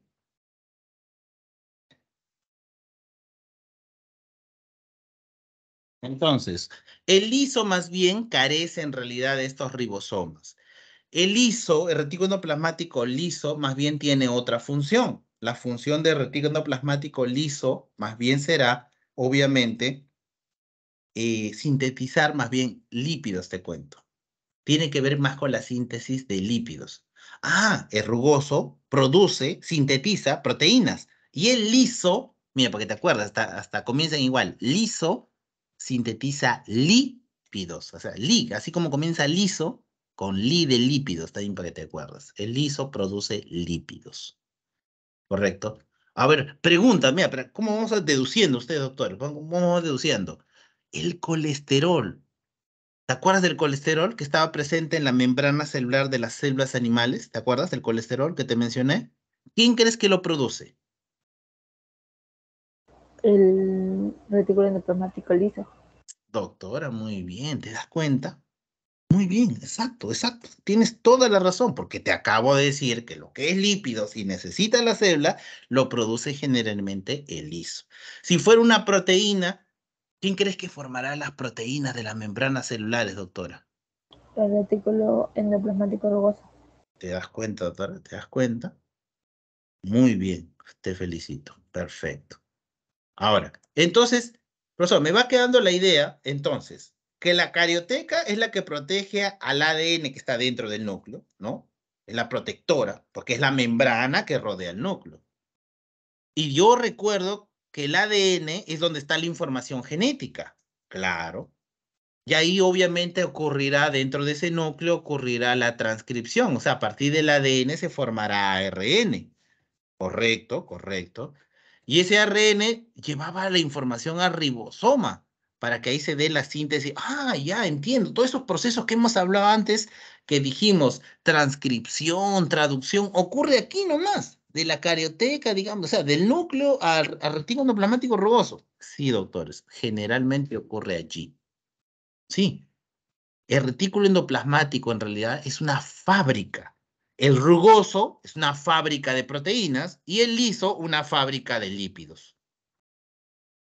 Pero toda fábrica, doctores, corrígeme si me equivoco, toda fábrica necesita un almacén donde guardar los productos, ¿o me equivoco? Sí, necesito. ¿Cierto? Y es más, ponte, doctora, a ver tú, una futura empresaria de repente, va a estudiar administración, vas a dirigir una fábrica, digamos una fábrica de jeans. Bueno, tenemos nuestra fábrica, me dirás, profesor, ahora yo trabajo en una fábrica, yo soy la gerenta, muy bien, orgulloso de ti, ¿no? Tú eres la gerente de la fábrica de jeans. Tenemos almacenes a talla y también tenemos, tú sabes, de tus almacenes tienes que distribuir tus productos hacia las tiendas, si no, ¿para qué fabricas jeans? Se supone que es para venderlos, ¿no?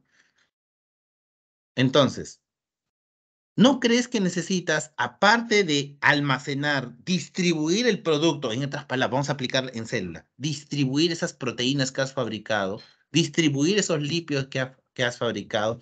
¿Quién crees que se puede encargar de almacenar y distribuir aquello que se ha producido?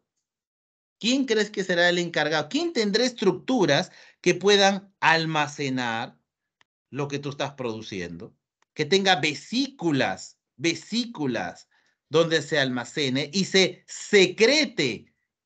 Secrete significa que se lleve al exterior aquello que se ha producido.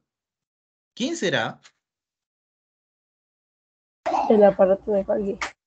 Sí, es doctor. Entonces, creo que con esa metáfora me van entendiendo, ¿cierto?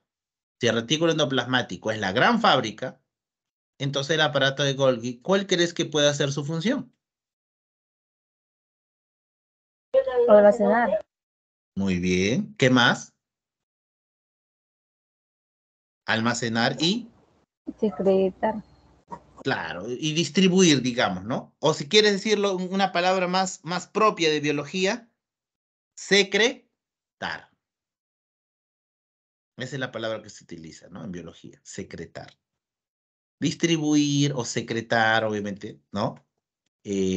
Los componentes proteicos y lipídicos que elabora, obviamente, el sistema endomembranas.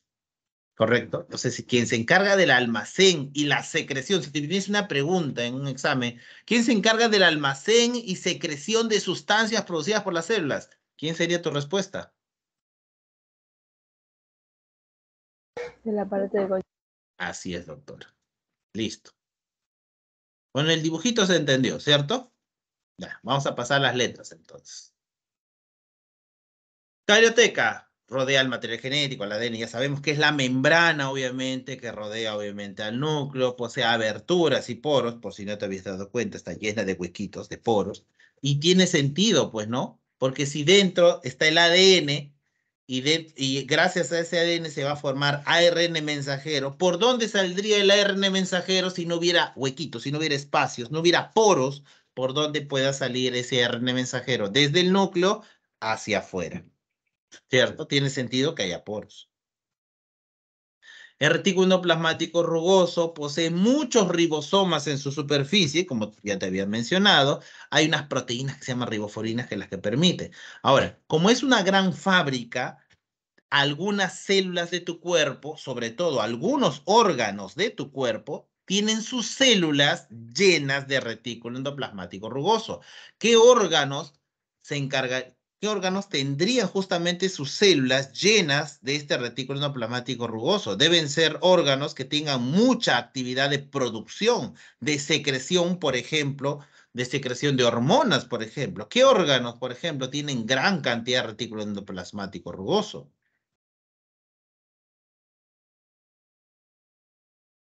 Páncreas, hígado, tiroides, ¿cierto? Órganos que producen gran cantidad de hormonas, por supuesto. Son un ejemplo de células que tienen esa gran cantidad. Muy bien. El liso, ya habíamos dicho, el liso se encarga básicamente de la síntesis de lípidos, lípidos como fosfolípidos y esteroides. Y acá hay otra función que no podemos olvidar porque también a veces nos preguntan en el examen. Claro, la más fácil de acordarnos para nosotros va a ser liso y que producen lípidos, ¿no? Pero no debemos también olvidar, hay otra función que cumple el liso, te cuento, hay otra función importante. ¿No? Claro, cumple más, como puedes ver, pero esta es otra función muy común que te preguntan en los exámenes. La detoxificación celular. Profesor, ¿qué significa esa de detoxificación celular? Significa que se encarga de la eliminación de toxinas, toxinas. Cuando alguna sustancia tóxica ingresa a las células, pues suele pasar que el liso se va a encargar de eliminar esas sustancias tóxicas. Por ejemplo, ¿qué sustancias tóxicas, profesor? ¿De qué me estás hablando? Alcohol, por ejemplo, ¿no? Yo sé, tú eres joven, no sabes de esas cosas, ¿no? Cerveza, ¿qué es eso? Dices, ¿no? ¿Vino? No he escuchado, alguna vez de repente, yo sé que eres inocente, yo sé. Pero te cuento, pues, que las bebidas alcohólicas, por ejemplo, cuando son procesadas, digamos, por tu hígado, por ejemplo, entonces, el hígado, obviamente, es un órgano cuyas células también tienen gran cantidad de retículo endoplasmático liso, porque el hígado, por ejemplo, se encarga de eliminar las toxinas que genera el alcohol etílico. Entonces, por ejemplo, es un órgano que es muy importante para la eliminación de esas toxinas. Claro, por eso es que cuando abusan del alcohol, el pobre hígado, a pesar de que está en su manejo, que a pesar de que puede eliminar esas toxinas, pues demasiado alcohol puede llegar a afectarlo, ¿no? Y con el tiempo dañar, obviamente, severamente la función hepática. Y bueno, pues luego viene la cirrosis, la famosa cirrosis, ¿no? Que es el daño en el tejido hepático. Muy bien, chicos. Oh, me salí, creo. Ah, volví. ¿Se ve la diapositiva? Sí, profesor. Sí, se Ya, ve. listo, perfecto. Sigamos. Entonces, Golgi-soma. Golgi-soma. El aparato de Golgi o Golgi-soma, es lo mismo, es el encargado de la secreción celular. Como puedes haberte dado cuenta, el aparato de Golgi en realidad tiene de forma general dos partes, ¿no? Una parte está formado por un conjunto de sacos aplanados llamados dictiosomas. O estos sacos aplanados son los dictiosomas. Y la otra parte que lo forma son esas vesículas. Esas bolitas que tú ves ahí, ¿no? Son las vesículas. Son los dos componentes principales del aparato de Golgi, ¿no? Los dictiosomas o cisternas, también le llaman así, y esas vesículas, ¿no? Que son las esferas que están allí. El aparato de Golgi, como ya te conté, se encarga de almacenar, ¿cierto? Básicamente, y secretar los componentes producidos por las células. Esas son sus dos funciones más conocidas, aunque como puedes ver acá te estoy mostrando muchas más funciones que cumple, ¿no? Incluso por ahí alguna vez vino en el examen esta otra función. Por si no sabías, los aparatos de Golgi o Golgisomas son los encargados de formar lisosomas. Pero eso es otra organela. O sea, ¿los Golgisomas pueden formar organelas? Sí. ¿Qué organelas? Lisosomas y vacuolas. Son las dos organelas que produce el aparato de Golgi también. Así es. Muy bien. Hablando de organelas, ahora vamos a hablar de las organelas. Como te dije, hay organelas membranosas y no membranosas. Cuando escuches acá en nosotros, en la pre, por lo menos en CEPREVI, vamos a hacer esa distinción. Cuando hables de organelas, en realidad, nos estamos refiriendo a las membranosas. Si vamos a hablar de las no membranosas, vamos a usar el término organoides. Y te digo eso porque de repente alguno ha venido de repente estudiar en algún lugar y por darte a ver, tal vez no debería mencionar, pero por ejemplo en el libro La Presa Marcos, por ejemplo, ¿no? Pues el libro de Presa Marcos, por ejemplo, dice organelas y dentro de organelas están los ribosomas. Entonces, ellos no hacen esa distinción, ¿no? Lo describen dentro del contenido. O sea, menciona, ribosoma es una organela no membranosa, dicen, ¿no? Pero a todos los ponen dentro del mismo saco. Pero acá, en la previa real, sí usan términos para poder distinguirlo y tú, como ahorita estás en CEPREVI, tienes que acostumbrarte a la terminología que usamos acá. O sea, no te extrañe, por ejemplo, que venga una pregunta, ya ha venido, ¿no? Imagina que venga una pregunta como esta, justamente acá, justamente a partir de esto.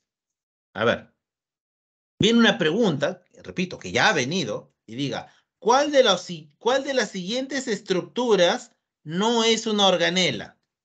Alternativa A, mitocondrias. Alternativa B, centriolos. Alternativa C, vacuolas. Alternativa D, lisosomas.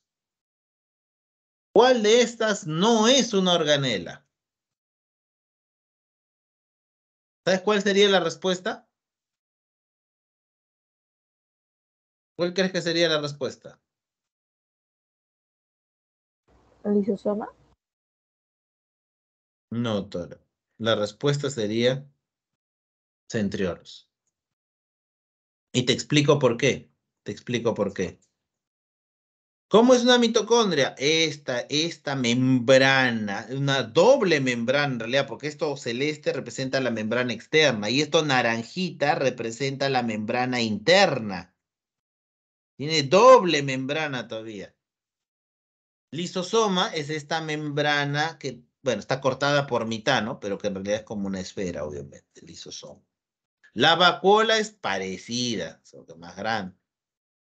Correcto. Entonces son estructuras membranosas. Profesor, ¿y esto centríolo? ¿Qué cosa es esto centríolo? ¿Qué es esto? Pues, bueno, eso en realidad son 9 tubos de forma, digámoslo así, como un conducto que están perpendiculares a otros 9 tubos que están ahí. No es una membrana rodeando una estructura, no es.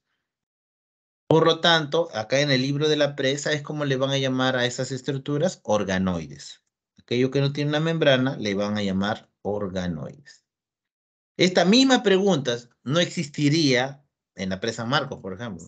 Porque si te preguntaran, ¿cuál de ellas no es una organela? Bueno, todas son organelas según el libro de la presa Marcos. Para nosotros, no. Entonces tú tienes que distinguir quiénes son organelas y quiénes son organoides, como te dije. ¿Está bien? ¿Quedó claro? Las organelas tienen membrana entonces. Los organoides, no. ¿Correcto? Sí, profesor, todo claro. Muy bien, listo. Entonces sigamos. Ahí está, organelas, bueno, en general, acá está puesto. Sí, yo sé, olvídate de este, olvídate de este y olvídate de este. Estas de acá serían organoides, oides. Organelas propiamente dichas, según nuestro libro, lo repito que nuestro libro sí hace esa distinción, serían mitocondrias, ¿no? Sería las vacuolas, lisosomas, ¿no? Esos serían las organelas. Acá está todo mezclado.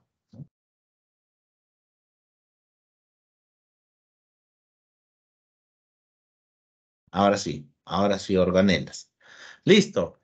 Mitocondrias.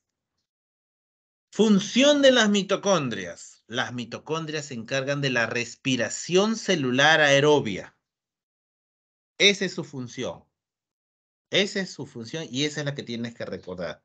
Profesor, pero no me suena a nada. Las mitocondrias tienen la función de realizar la respiración celular aerobia, la producción de ATP.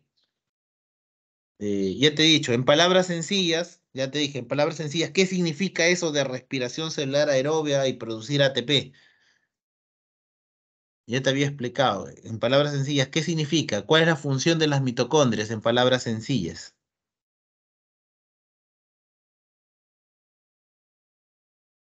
Ya te había dicho hace un momento. ¿Quién le da energía a las células? Te había dicho, ¿te acuerdas? Las mitocondrias. Entonces, ¿cuál es la función de las mitocondrias? Darle energía a las células. Te había puesto esa metáfora, esa analogía, incluso que las mitocondrias son como las pilas. ¿Qué hace una pila con un aparato electrónico? Pues le da energía para que pueda funcionar, ¿no? Ya, pues las mitocondrias son así. Son como las pilas de la célula. Le dan energía para que la célula pueda hacer su trabajo. ¿Ok? Pero también tienes que recordar el término técnico, pues, ¿no? O sea, si te dice, relaciona la función, ¿cuál de las siguientes es su función de la mitocondria? Y tú dices, profesor, pero yo no vi en las alternativas que dijera dar energía, solo vi una alternativa que decía respiración celular aerobia. Por eso, pues, hijo, esa es su función de la mitocondria, la respiración celular aerobia. No te vayas a olvidar, ¿ya?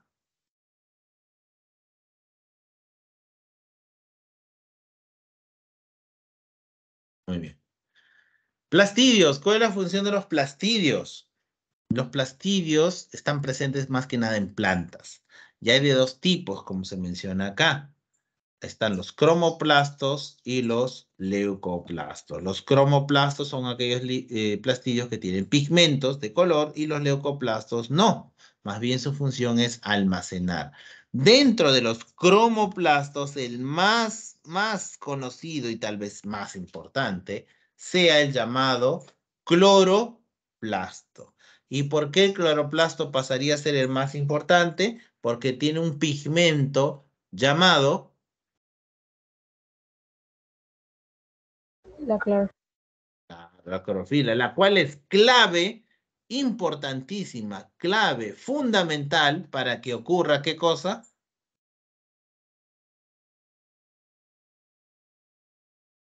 La foto.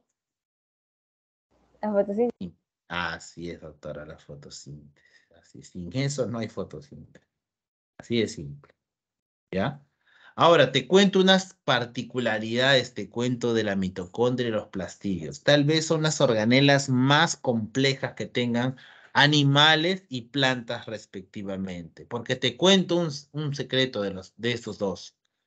Tú me creerías, tú sabes que el ADN, ¿dónde está? Si yo te pregunto, ¿dónde está el ADN dentro de una célula? ¿En qué parte está? ¿En el citoplasma o en el núcleo? ¿Dónde está? ¿O está en la membrana? ¿O está en la pared? ¿Dónde está?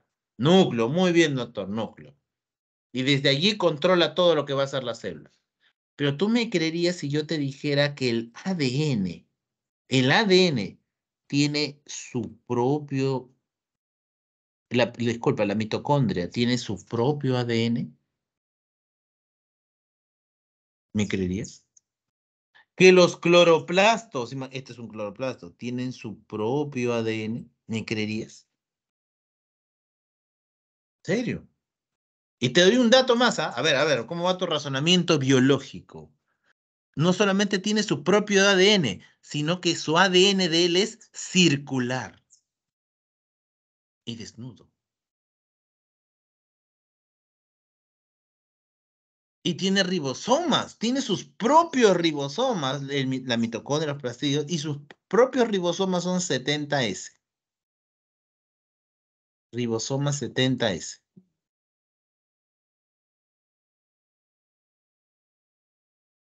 Pregunta de razonamiento biológico, ¿a quién se está pareciendo?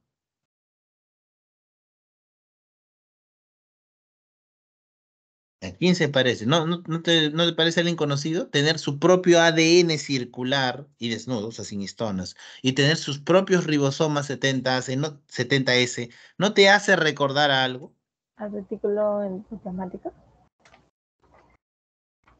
¿El retículo plasmático tiene su propio ADN? Tú decías por los ribosomas, tal vez. El retículo plasmático. No, no, no, no. Pero no es por eso. sino sobre todo que tenga su propio ADN. Es las dos únicas organelas que tienen su propio ADN circular. ¿No te recuerdas quién tenía ADN circular y desnudo? Te doy una pista. La clase pasada. Células procariotas. ¿No dijimos que las células procariotas tenían su propio ADN circular, desnudo? De eso no fue el tema. Sí, chicos. Estas dos estructuras hicieron que una doctora, la doctora Lynn Margulis, ¿no?, ganase reconocimiento internacional y yo creo, si no me equivoco, todavía no ha recibido el Nobel de Medicina, pero la verdad le correspondería recibirlo. Es la autora de una teoría que no sé si conocen llamada la teoría endosimbiótica. La teoría endosimbiótica es bueno, una teoría que propone que nuestras células eucariotas provienen en realidad de la transformación, de la simbiosis que realizaron dos células procariotas en el pasado. Hace millones de años, una célula procariota se transformó, digámoslo así, en una mitocondria dentro de una célula, para que me entiendas. Y que por eso tiene todo el parecido en realidad. O sea, en otras palabras, tus mitocondrias, mis mitocondrias, nuestras mitocondrias, son prácticamente la evolución de un tipo de célula procariota hace millones de años. Es lo que la autora propone. Ahora que me equivoco, pues no hay premio Nobel póstumo, así que, bueno, no va a lograr, obviamente. Ella ya falleció, ya. No va a poder recibir el Nobel de Medicina, pero hubiera merecido, la verdad. Muy bien. Lisosomas. Los lisosomas son organelas que se encargan de la digestión celular. Tienen enzimas digestivas y por eso pueden digerir, obviamente, diferentes sustancias. Eso se llama digestión celular. También pueden eliminar otras organelas envejecidas o dañadas. Eso se llama autofagia. Y, por supuesto, también participan en el proceso de autodestrucción de la célula. ¿Y a eso cómo se le llama? A eso se le llama autólisis. ¿Correcto? Autólisis. Listo.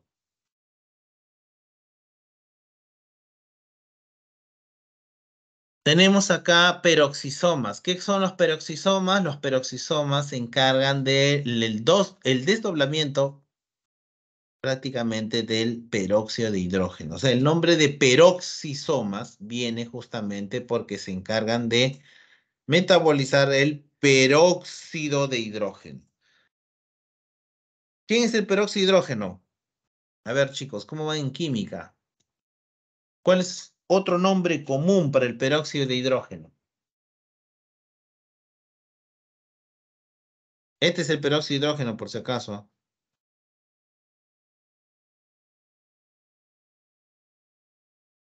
Peróxido, óxido de hidrógeno. También es conocido popularmente como... ¿Ninguno sabe cómo se le llama también?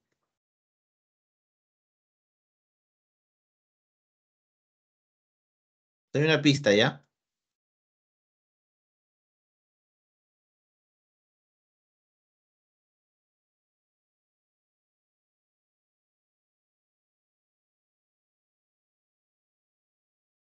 Se le conoce también como agua. Oxigenada. Así es, peróxido de hidrógeno o agua oxigenada. Así es. Tú vas a la farmacia, ¿me da peróxido de hidrógeno? Vende, la agarras de ahí, la sorprendes a la botica. ¿Qué es eso? No vende. No, sí, agua oxigenada. Oxigenado, peróxido de hidrógeno es lo mismo. Profesor, ¿y qué tiene que ver eso acá? Te cuento que el peróxido de hidrógeno muchas veces se forma en las células producto del metabolismo de los lípidos, pero este peróxido de hidrógeno puede llegar a ser tóxico para nuestras células.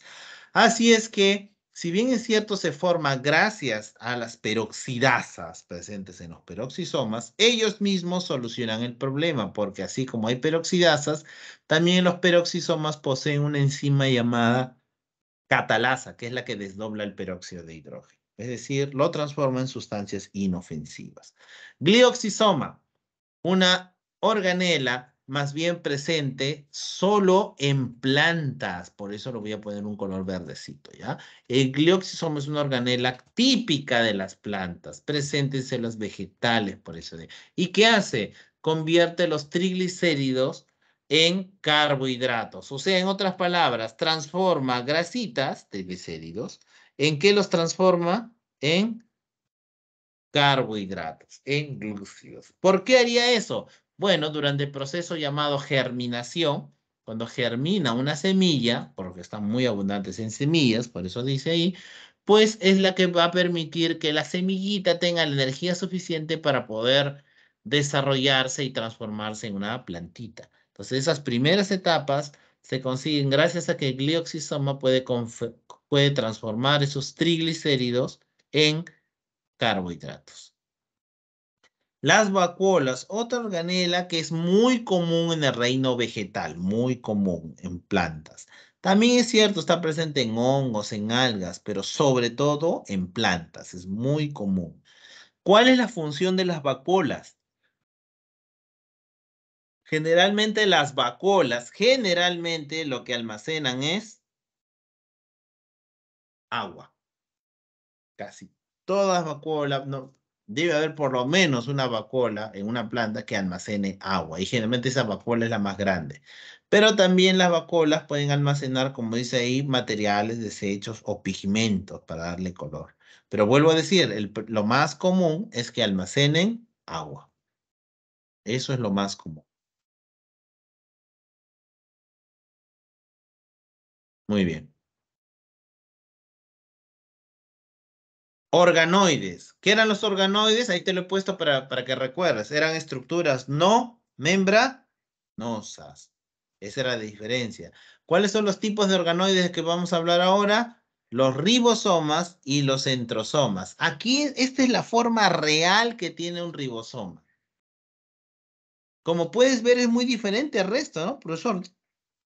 ¿Qué es esto? Chicos, ¿logran ver el ribosoma?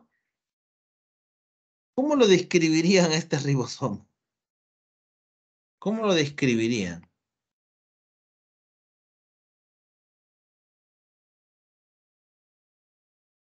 ¿Mm? Sintetizan la proteína.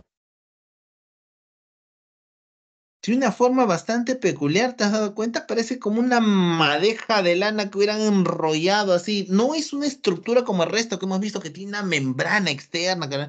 Por eso hemos dicho, es una estructura no membranosa. Eso que ves así como una madeja de lana toda enrollada es en realidad el ARN ribosomal, que está unido a proteínas, como ya te había dicho. La función de los ribosomas también te lo he dicho. ¿Cuál es la función de los ribosomas? La síntesis de. La proteína. Así es, de proteínas, ¿no? Porque proteínas hay muchas que elaboran las células, proteínas en plural. ¿Existe tanto en células procariotas como eucariotas? ¿Verdadero o falso? Verdadero. Verdadero, por supuesto. La traducción es lo mismo que decir síntesis de proteínas. Sí, sí, es lo mismo, es lo mismo. Podríamos decir que la función de los ribosomas es la traducción o la función de los ribosomas es síntesis de proteínas. ¿Traducción de qué? Me preguntas. Ya te hablé en la clase número 3 del código genético, en la clase número 4, dijo, ¿no? Del código genético, efectivamente. ¿Y qué cosas son los centrosomas? Como acá y de repente ya lo puedes ver en mayor tamaño. Los centrosomas están formados por dos centriolos en realidad, ¿no? Un par de centriolos en realidad ahí están formando lo que es un centrosoma. No solamente ese par de centriolos, sino también ese par de cilindros huecos, como puedes ver ahí, sino también un conjunto de proteínas que se conoce como el material pericentriolar. El material pericentriolar y los centriolos van a dar origen a al llamado uso acromático. ¿Y qué cosa es eso? Las fibras del uso acromático. Ya lo vamos a ver con mayor detalle en la siguiente clase, pero te voy adelantando, como dice allí, que son los que permiten el proceso de división celular. ¿Ok? El proceso de división celular.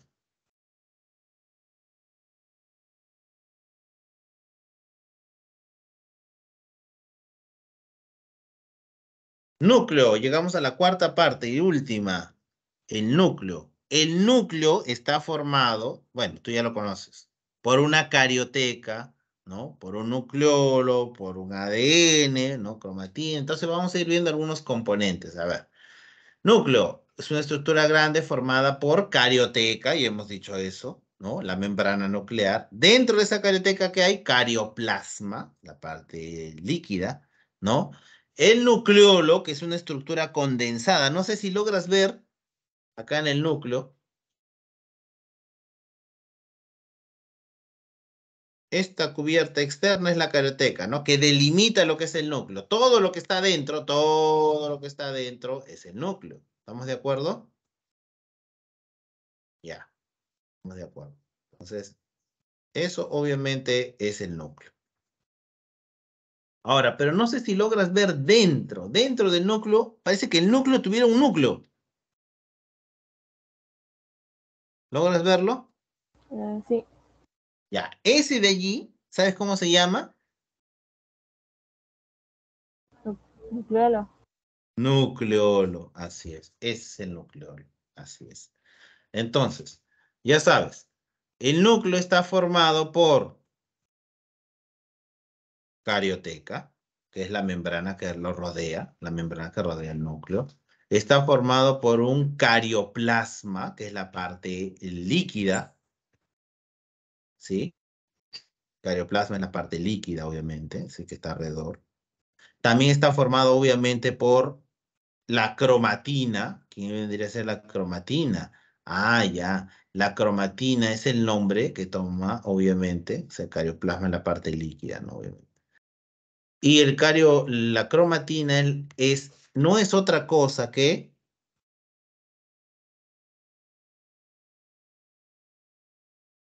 ¿quién crees que sea la cromatina?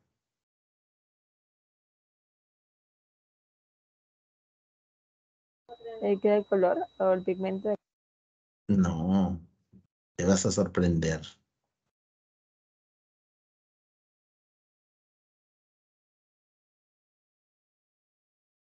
El ADN. Profesor, ¿por qué no le pusieron ADN mejor? Ah, es que vas aprendiendo términos nuevos. No es ADN solito. Cuando el ADN le sumas esas proteínas que yo te había dicho, ¿cómo te había dicho que se llamaban? Que acompañan, para que el ADN no se le llame desnudo, sino que están acompañando al ADN. No sé si te recuerdas.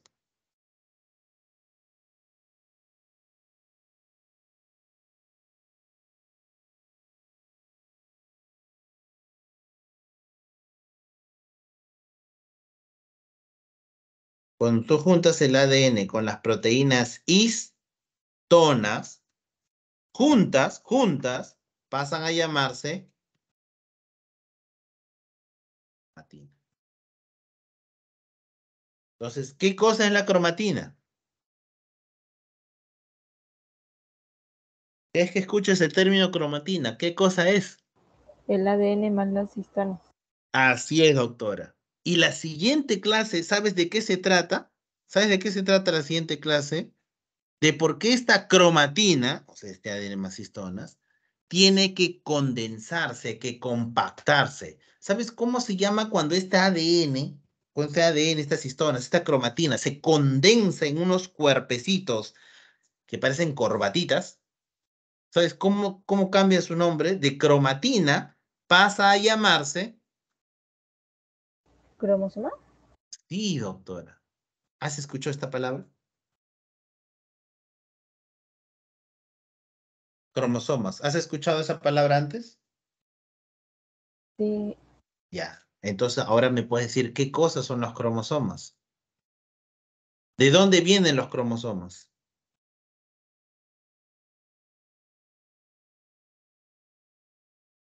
De la cromatina. ¿Qué cosas son los cromosomas? No son otra cosa que la condensación de la cromatina. Profesor, ¿y por qué se transformó de cromatina que estaba libre, así, en cromosomas. Eso lo vamos a explicar en la siguiente clase. Pero justamente me vas a entender que eso es necesario para que se pueda repartir el material genético. ¿Y por qué quiero repartir el material genético? Porque en la siguiente clase voy a hablar de mitosis y meiosis, o sea, cómo se da la división celular. Para que a cada célula hija le toque lo mismo, es lo justo, ¿no? El papá va a dividir su herencia entre todos los hijos de igual manera, bueno, igualito, para repartir el material genético en forma equitativa a cada célula hija, pues esto es mejor que la cromatina se condense en forma de cromosomas y se reparta igual cantidad a cada célula hija. ¿Correcto? Entonces, esto va a ser necesario. Justamente este es nuestro conector con la siguiente clase. Entonces tenemos que en el núcleo tenemos carioteca, carioplasma, nucleolo y cromatina sobre todo, ¿cierto? Muy bien. Ya sabemos que la cromatina, ¿qué cosa es entonces? ADN más histonas, ¿no? Más proteínas histonas, ¿no? Pues las histonas son proteínas, ¿no? En realidad no solamente hay proteínas histonas y también no histonas, pero las más importantes son las histonas. Entonces aquí es donde ves obviamente, ahí está, mira la cromatina, ¿no? Ahí está la cromatina. ¿Lo ves? Acá. Ya, lo voy a señalar en caso no lo veas. ¿Qué es la cromatina? ¿Qué vendría a ser lo azul?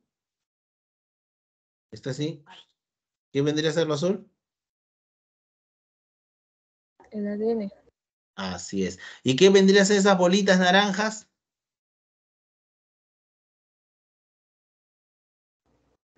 las histonas. Exacto, doctora, las histonas. Muy bien, doctor. Entonces, eso es la cromatina. Y como puedes ver acá, la cromatina, ¿cómo está? Toda dispersa, así, ¿no? Así. Pero, por eso te decía, esta misma imagen creo que voy a usar en la siguiente clase para decirte que eso que está así, luego se va a compactar, ¿no? Y se van a formar cromosomas. Y te voy a hablar que en la especie humana son 46 cromosomas, que en un perro serán 54 y así, ¿no? Y diferentes números de cromosomas. Y así me puedes ir entendiendo. Muy bien.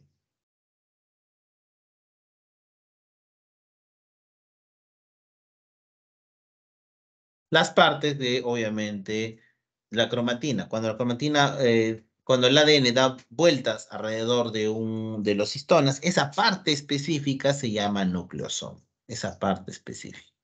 Y como puedes ver, son 8 histonas las que están siendo rodeadas por, obviamente, el ADN. ¿Qué cosa es el nucleolo? Me falta hablarte del nucleolo. El nucleolo, obviamente, allí, más bien, es una zona muy condensada de cromatina y dentro de la cual se va a formar las subunidades ribosómicas. En otras palabras, ¿te acuerdas de los ribosomas? Los componentes de los ribosomas, ¿sabes dónde son elaborados los componentes de un ribosoma? Dentro del núcleo. Para ser específico, dentro del nucleolo, no te olvides, porque puede ser una pregunta también, ¿no? Las subunidades ribosómicas, los componentes de los ribosomas, son elaborados en el nucleolo, para ser más específico.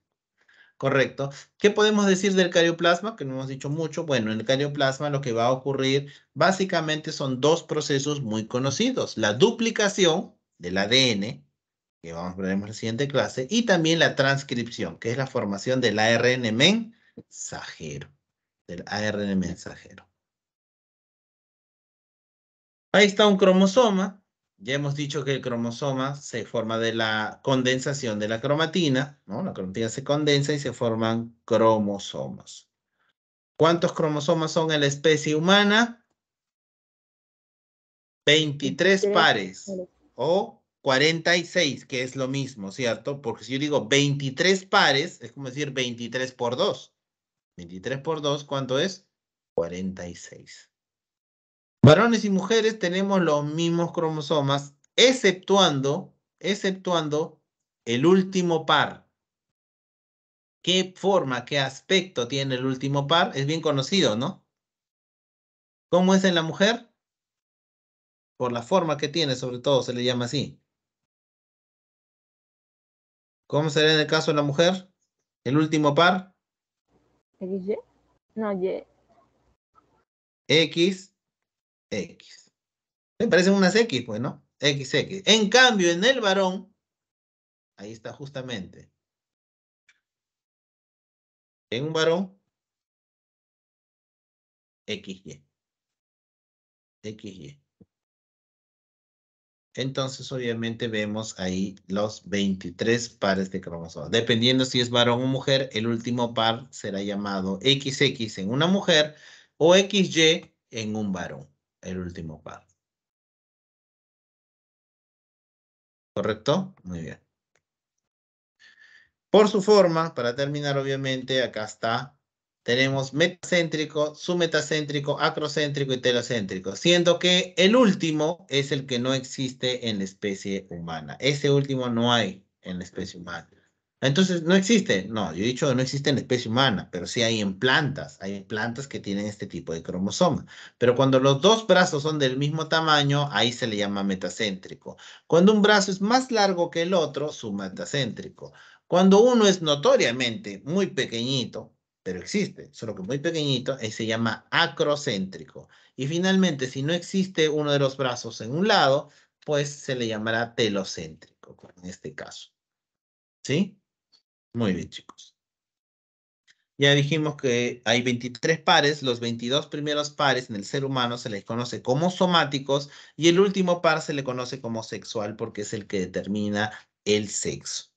Toda esta última parte, como les dije, vamos a volverla a repasar cuando hablemos de nuestro siguiente tema, que es división celular.